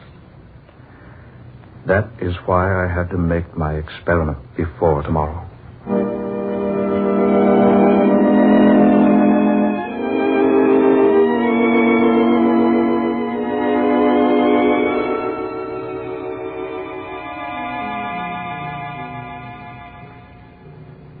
Dr. Terhune, you've been carefully examined by this impartial and experienced board of alienists at the request of your sister. It's our decision that you must submit yourself to a series of treatments at whatever sanitarium your sister might choose. No, stop. This has all been so irregular, so unfair. You think I'm mad? Well, the story I've told you is true. I can prove everything I've said. Please, Dr. Terhune. My two friends, Dr. West and Dr. Smith. Ask them. Why haven't you let them testify for me? They saw it. They'll tell you everything I've said is true. One moment. Yes? Oh. Yes, he's here with me now. I see. Yes, all right. I'll tell him. I'm sorry, Dr. Terhune. I'm afraid I have bad news for you. Doctors West and Smith were to have testified in your behalf. But I've just received word that they were both killed a few moments ago in an automobile accident.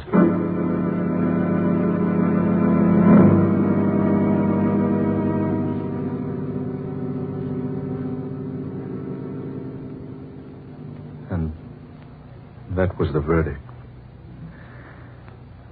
Now men call me mad. So they've locked me here in a cell till the time they can remove me to a sanitarium. Any moment now they'll come for me, whisk me off through the night. And my discovery will never be proved.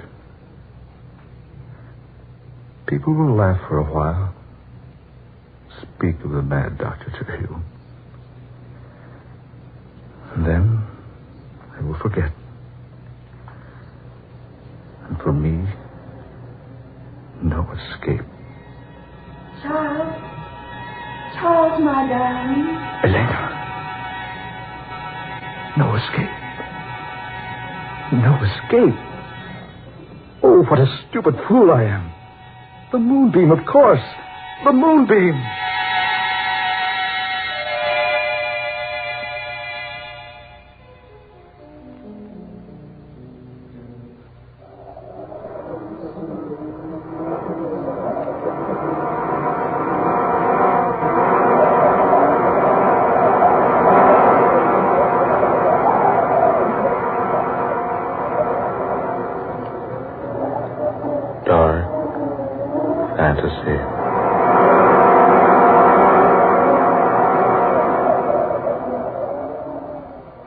Men Call Me Mad, an original tale of dark fantasy by Scott Bishop. Ben Morris was heard as Dr. Charles Terhune. Eleanor Naylor Corrin was Princess Elena. Fred Wayne was King Londelier. Murillo Schofield was Dr. West. Muir Height was Dr. Smith. And Darrell McAllister was the specialist. Next Friday night at the same time, the National Broadcasting Company will present another tale of dark fantasy, The House of Bread, a strange and compelling drama of Christmas 1941 and that first Christmas nearly 2,000 years ago, told to you by Scott Bishop. Dark fantasy originates in the studios of station WKY in Oklahoma City. This is the National Broadcasting Company.